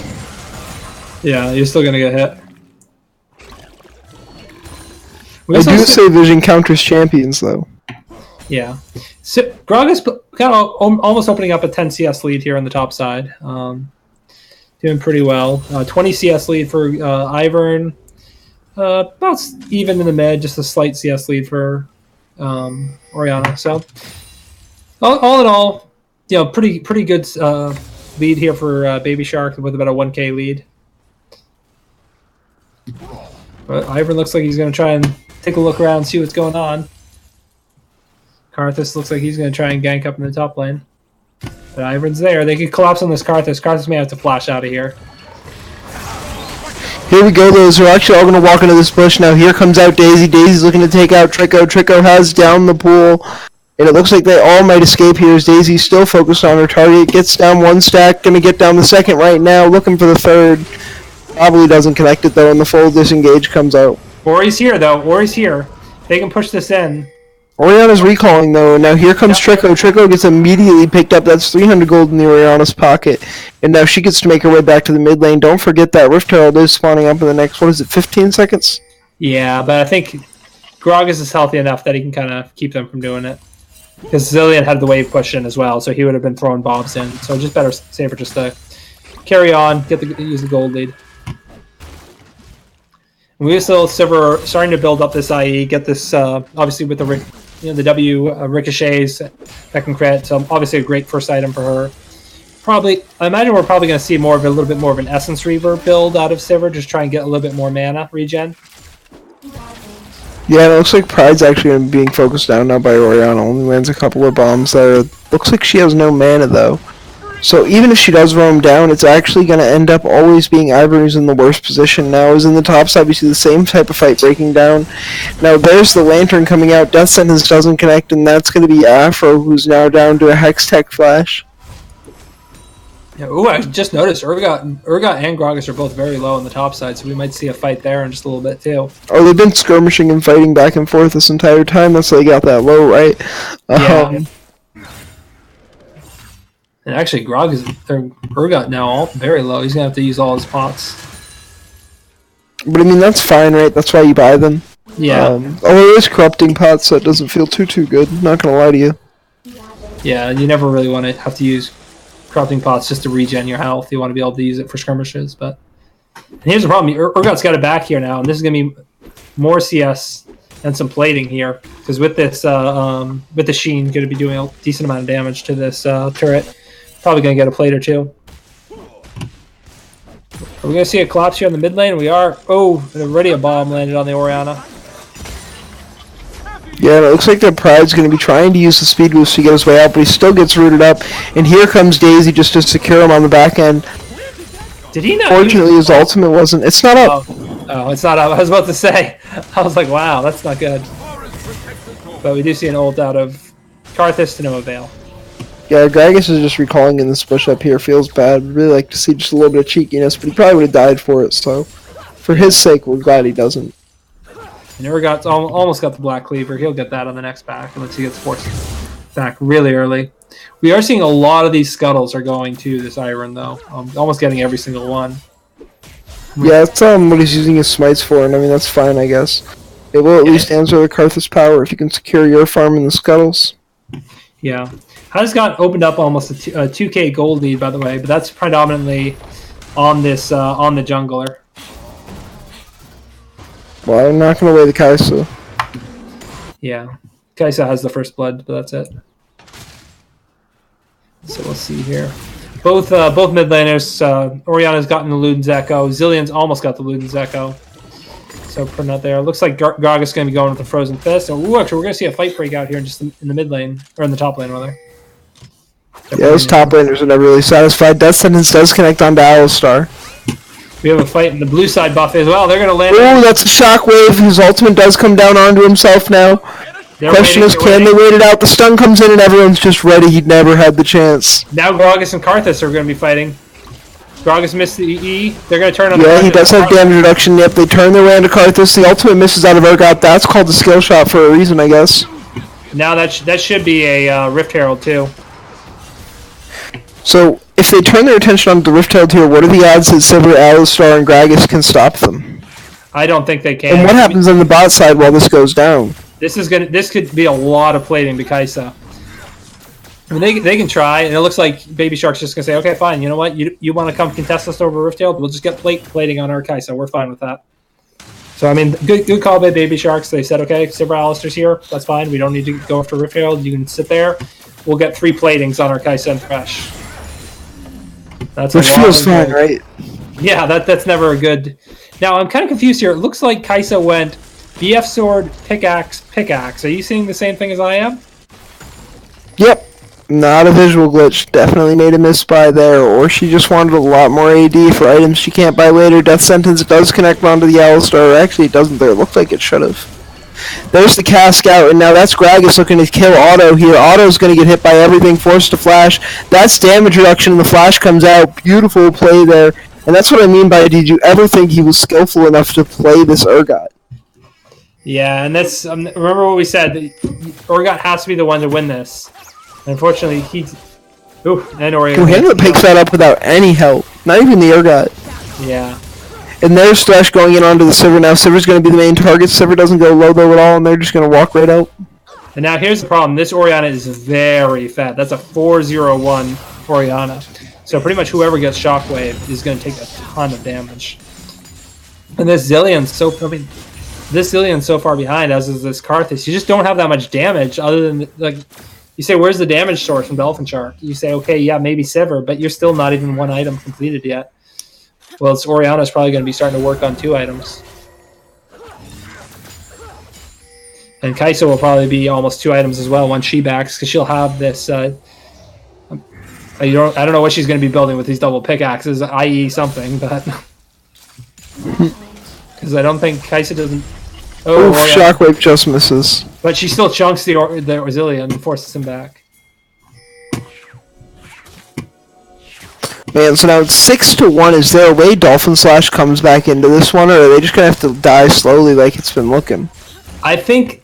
Well, I mean, there is a chance, like, if they can land, like, get a great engage, maybe pick off the Orianna and the Kai'Sa early on, get that shutdown gold, you know... There is always the potential if, like, Baby Shark gets a little bit too aggressive and Hamlet and Asterisk get caught out of position. But if they don't do it soon, this gold lead is going to start to balloon very rapidly because they'll start forcing fights around the Rift, around the Dragon, start using these objectives. to just start getting very, very strong. Oh, but it looks like Karth is going to get a bit of damage. Never actually able to kill the Ivern, though this might be the right type of counter pick into this champion. Yeah. And Ivern just charging at this Karthus. He's actually going to root him now, and here comes Daisy. He's powerful enough to know he has the damage redemption comes down too. That's just going to be used as a heal. On the other side, though, it's Urgot, who's shockwaving and pulling back in for the kill. That's going to be Zillion going down on the other side, and I'm calling this over now. I think Baby Sharks has just pulled off the W. Some stacks go over to the Karthus as he's dying there, but they should be setting their eyes under the Herald or some turrets right now. Mickey is in the bot side, though. Tell me, do you think that Mickey, with this massive lead he has, can pull anything off? And I say massive lead, 500 gold behind Kaisa, who is the lowest golded member on her team. And yet it's still worth 500 shutdown gold. Oh, sorry, Urgot's the lowest, but we won't talk about that. Yeah, I mean, it's not looking too good. Because, I mean, the problem is they can just keep forcing the Sivir and this Alistar to keep going bot, and then just abuse their gold lead. I mean, you're just seeing this turret just falling here. And abuse it they have. Here goes Kaisa, though. She's all the way in. She's looking to pick up Mickey. Mickey has the Ignite burning down. He's going to take one auto. There's the one auto. Flashes forward because Maria was just going to take two. And now it's going to be Job Marcus going down. Here's Afro the Giant. He's just going to be shielding him up. But actually, there's a double bomb shutdown goal going over to Pride. Pride feels good to be grabbing that. And that's going to force Ivern to be running on out. He's got a pimp walk and he strides. He's still trying to make his way out, though. His shield's going to go on up. In the top side, we see Gragas beating down and knocking up the Urgot. And they're saying it's not over. Dolphin Slash refuses to quit as they are just trying their damnedest to stay in this game. Tell me, do they have a shot to get this dragon, or is Orianna going to put an end to that? I think Orianna puts an end to it because you misplay. Look at how low Karthus is. One shockwave and boom, that Karthus is dead. In fact, Zillion's going to walk up here. And let me just look. Yeah, boom. Ooh, fast shockwave. Yeah. We saw her waiting in the wings. She was able to pull it off, though. Yeah, and that's what I was concerned about. You saw that was a full health Zillion that just got destroyed. Imagine what would have happened to the 1/3 health Karthus. And that's going to be another red buff stolen by the Orianna. They might train all this straight into the dragon. They are. And here now you get starting to talk problems because now these dragons will start to stack up. It looks like nobody's going to get Rift Herald because it looks like Baron will spawn here in a minute. I mean, you can still pull it off. The late ones are just as good as the early ones, in my opinion. What do you mean late Rift Heralds? Like a late one, like a 19-minute one, is just as good as like an 11-minute one. Oh yeah, no, I know, but I'm just saying I don't think they can get up there with Ivern. Well, I mean, if they rush now, maybe, but. Well, even the blue side, they could have been taking that in this position, right? They actually have the vision for it. It's actually the only thing they have the vision for, if you want to give them the credit that they're due. Yeah, I mean, they knew it was there, but I think they're just not sure what to do at the moment.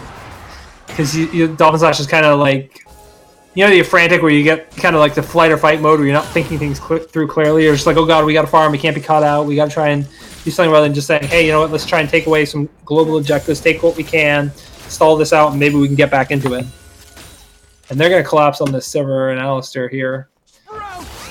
Yeah, and I mean, this is where you're not allowed to push up past River if you're this team, and they're going to pay dearly for it as Jamarcus is the target. Daisy just looks like she's swinging wildly at nothing, and then waves goodbye. But still, Jamarcus goes down, and I think they're going to set their eyes onto the Baron now, spawning up in, well, now. Yeah. The only issue that they've got is they really don't have an answer for this Gragas. I mean, this Urgot can kind of hold his own, but only under turret. And they're just going to take this top turret, just continue opening up the map here. Time on the way pings are coming. Here they go, though. They're all the way in onto the Karthus. Karthus gets flayed out, though. And that's Alstris trying to make his way onto Pride now. Pride's going to use his ultimate to stay alive. And that's going to be Mickey now who's the target. Death Sentence come out. That's not going to connect on either, as both members are now going to be pushing forward. They've swapped sides of the base. Flay comes out. That's blind. They're looking to pick one out. Tell me, please, there's a chance. 3-13. There's really not a chance because you're going to die here. Unless they can get a suicide, an execution, but I don't think so. They're just engaging rapidly. Sivir's going to die here. W just connects on, and yeah, I think you're right. It's just spelling the ends. I mean, you're delaying the game, but you're trading kills for delaying the game. And that's not the way you want to delay the game. I mean, this Goldie just continues to grow and grow and grow. And you look at 603. They just take down a turret. Yeah. I mean, you look at 603 Oriana, 5-1 Kaisa, 205 Ivern. And Baby Shark really kind of showing this game why they were one of the top teams in last season conference. I know they started out a little bit rocky, but definitely saying, hey, you know what? Don't write us off just yet. We can figure this out. We can turn this around. Oh, if there's a cast, that's going to knock everybody away. I really hope that they do figure this out. Well, what we'll see here is now, they've got these 3 outer turrets down. I think next step is to try and either siege up in the mid or maybe start playing around Baron here. Or you can literally just, if you want to, 1-3-1 and say, hey, you know what? Our bot lane's stronger than your bot lane, our mid's stronger than your mid, and our top can go, kind of go even at the moment against your top.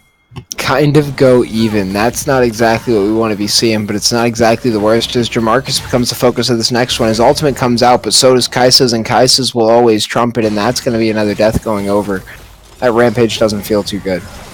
No, and this is going to be a lot of... There we go. That's another death sentence landing. And that looks like that it's going to be Kaisa to try to get the kill. Redemption does land, though. That's going to deal a chunk of damage and a slow. And that's going to be the Requiem pulling off a double kill as Karthus is finally showing up in this game. That's his first 2 kills at the 22-minute mark. Yeah, that helps quite a bit. At 6 souls.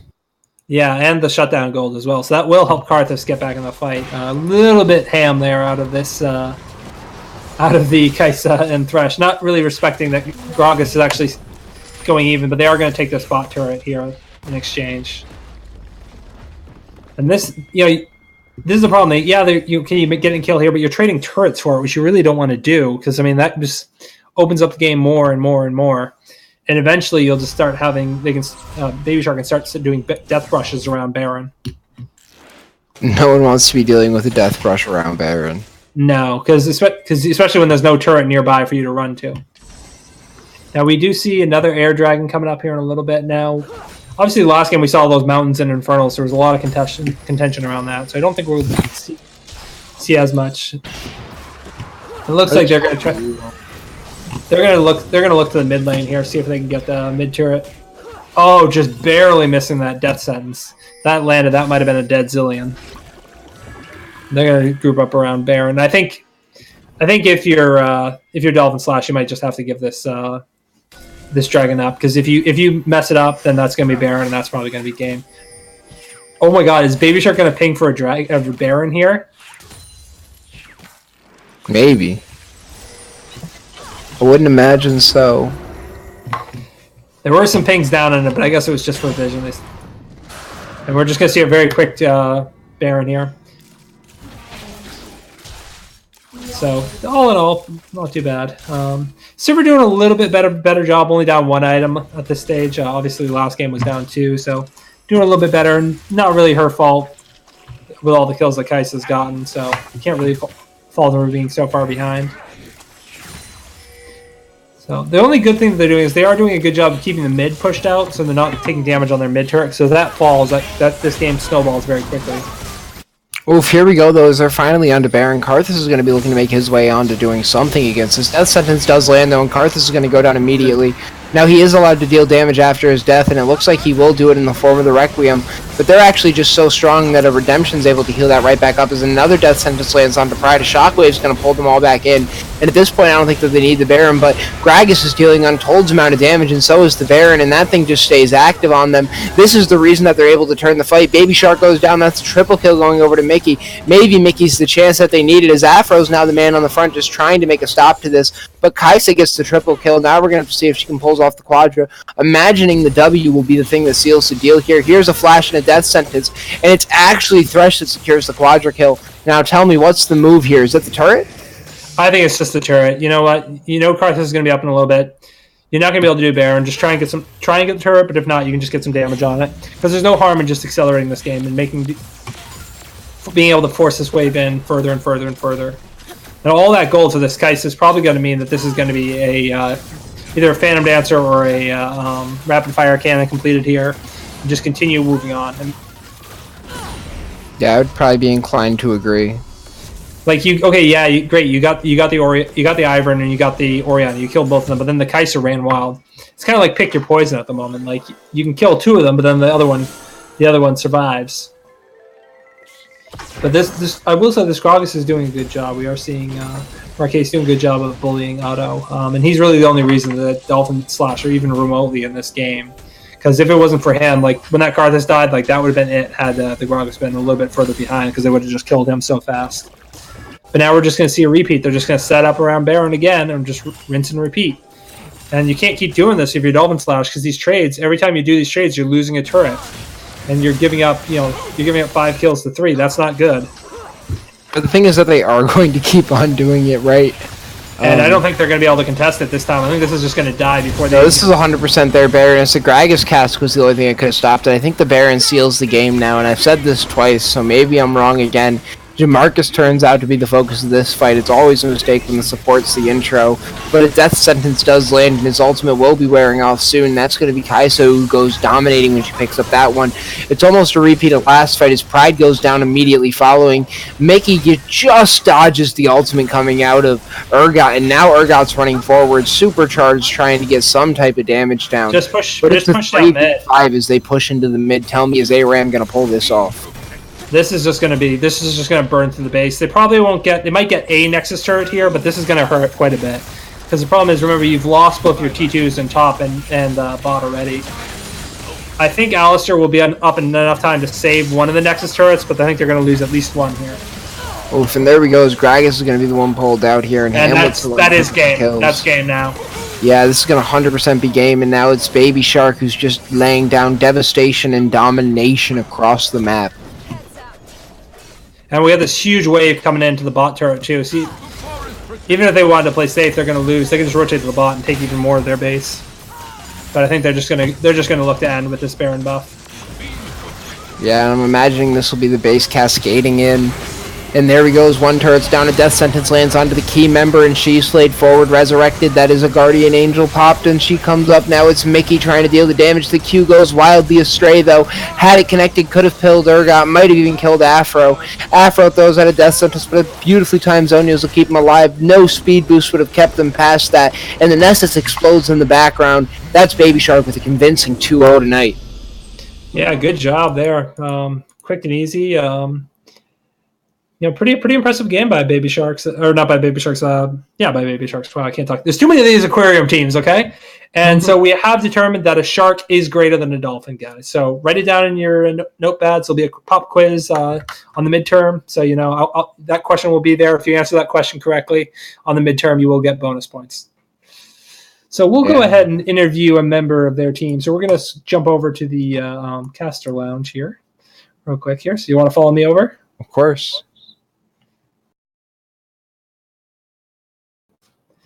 And we'll go ahead and steal. Who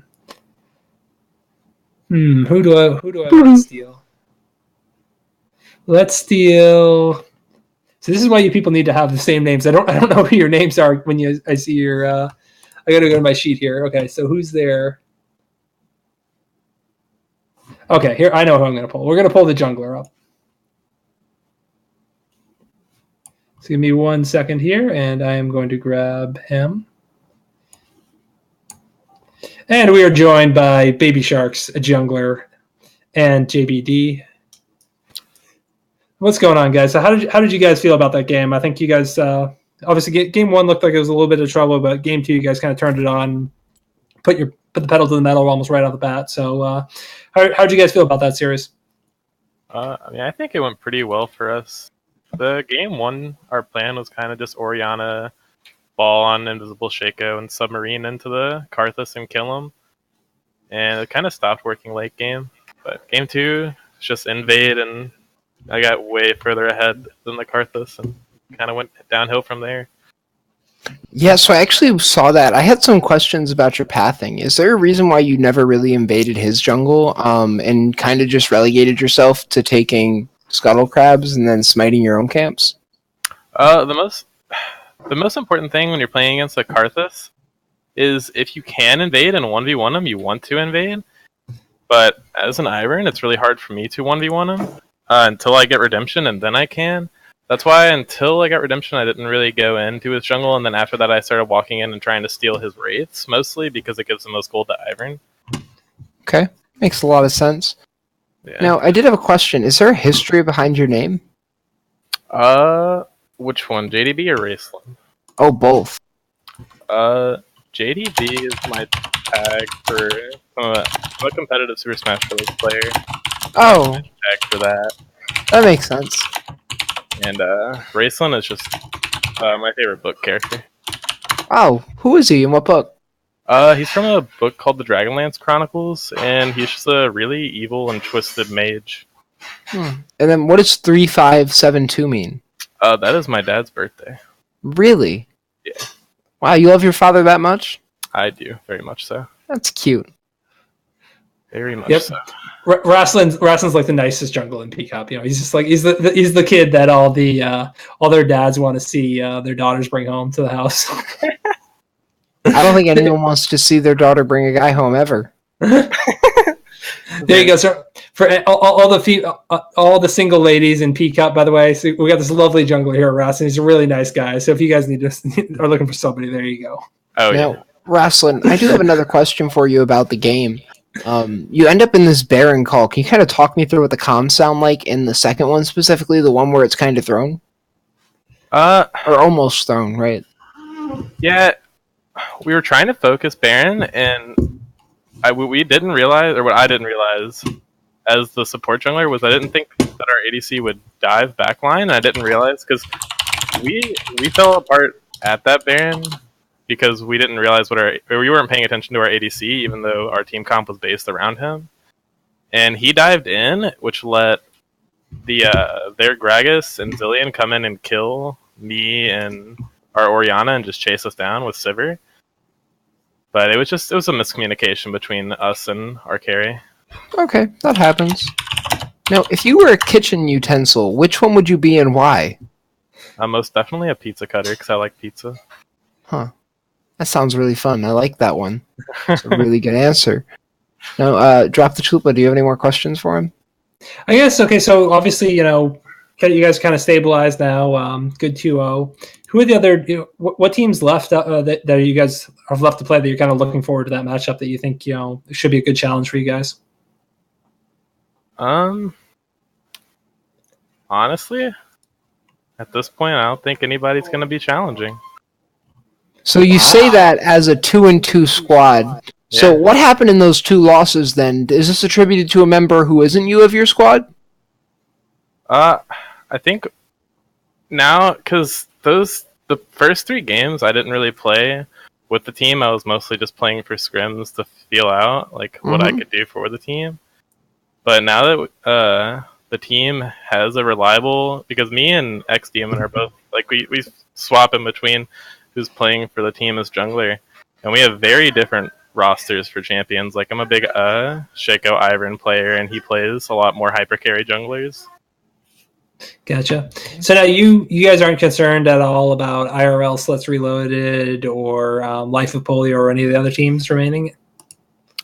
I mean, we still gotta do our research. We still gotta bring our A game, but I think if we play like we did today, I think we'll be good.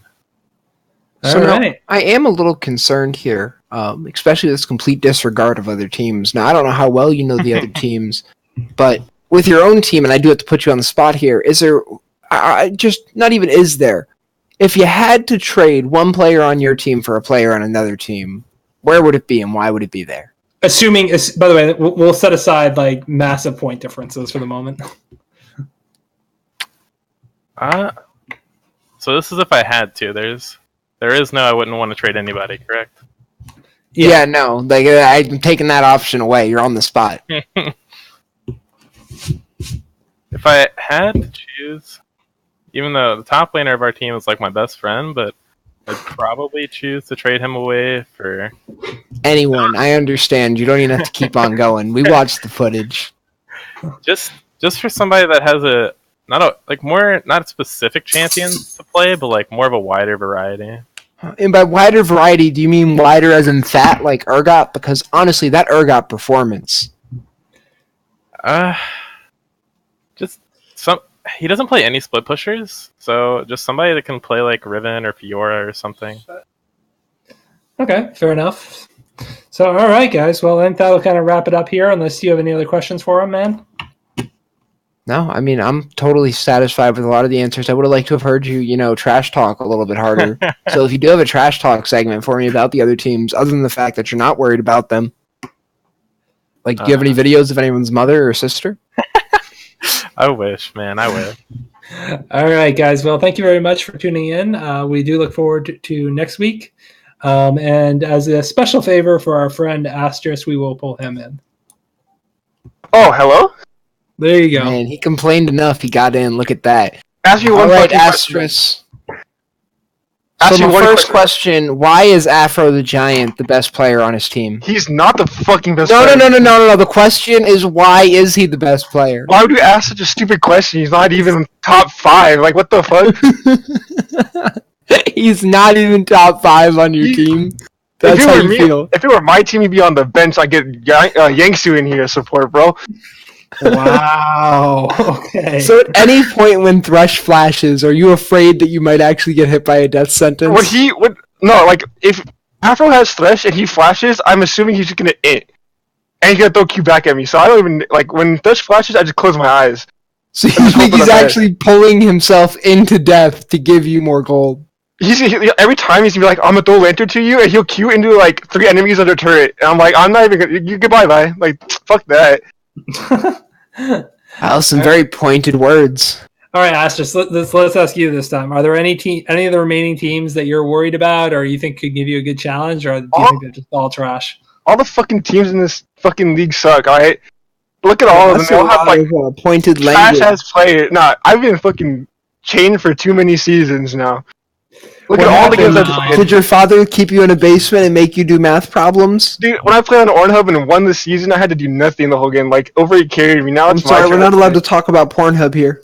Oh, my fault. But yeah, I'm chained for 3 seasons straight. Now I got a decent support player that uses his brain half the time, sometimes, and a mid laner that does something. So none of these players are good. Wow. Okay. All right. So you're kind of predicting that Baby Shark's going to be the number 1 seed out of Nitrogen Conference, then? That'd be a hard ass climb. We already lost 2 games, brother. Hey, you never know. You just got to win out, bro. We definitely make playoffs. I mean, okay, there's 2 teams that obviously are really fucking bad, and we just played one of them. And there's I think 3 other teams. I don't know how many teams are in the bracket or whatever. But we're definitely top 4, 100%. After our 2 losses. So if we didn't hit the first 2 games, we would have been top 2 at least.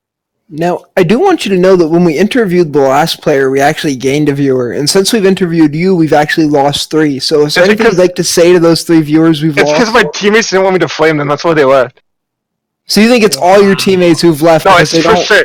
You think they've heard enough of you in comms so they don't want to hear any more of you on stream? Dude, comms teamfights, they're too nice for it right there. When I'm in teamfights, I'm just screaming, let's fucking kill them the whole fucking time. Oh, can I hear a little sample of your team? No, it's too much for you to handle, bro. I'd like to hear a sample. It's okay. I'll pretend. Okay, hey guys, they're invading me at my red buff. Let's fucking kill these kids. Fucking right at them. What the hell? Let's get it the whole time. Wow, that's how that works. No other information required. No, you don't need no information. Just run at them, heads down, and kill them. They're coming. Wow. They're garbage. Run at them. That's great. All right. All right. So we've let Asterisk have his time to shine, as it were. Thank you. Yeah. Thank you, guys, for all tuning in. We have a bunch of games coming out next week. We got games already scheduled for Tuesday. On Tuesday, we have Vortex versus Big Black Clocks. Wednesday, we have Life of Polio versus Baby Shark. And Friday, we also have another Life of Polio game against IRL Sluts Reloaded. So a bunch of games coming up this week. Do you not say those names and want to laugh? No. I've had my humor surgically removed whenever I'm announcing scheduling announcements. All right. So those are some of the future games. Check them out because it's going to be loads of fun. A lot of good matches coming up as kind of the final playoff seeding gets determined as we get a sense of who the top teams are. Don't forget to check out the talk show and Boards Are Hard. But check out the talk show. That's going to be coming up soon. That's going to be on Thursday, February 21st at 8:30 EST. If you guys are interested in being a part of that, make sure you DM Morale. He's happy to help out, also known as Lyrian Gaming #1 fan. Thank you guys for tuning in, and we will catch you at a future game. Stay classy, folks.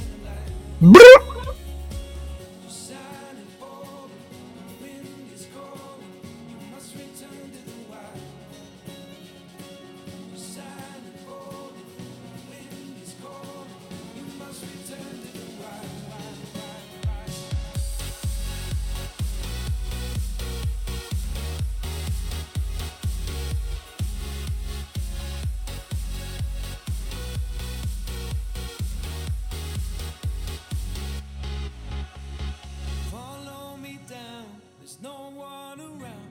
Lay back and take your socks and shoes right off. That natural light is so damn polite, can make you feel just like you were young again.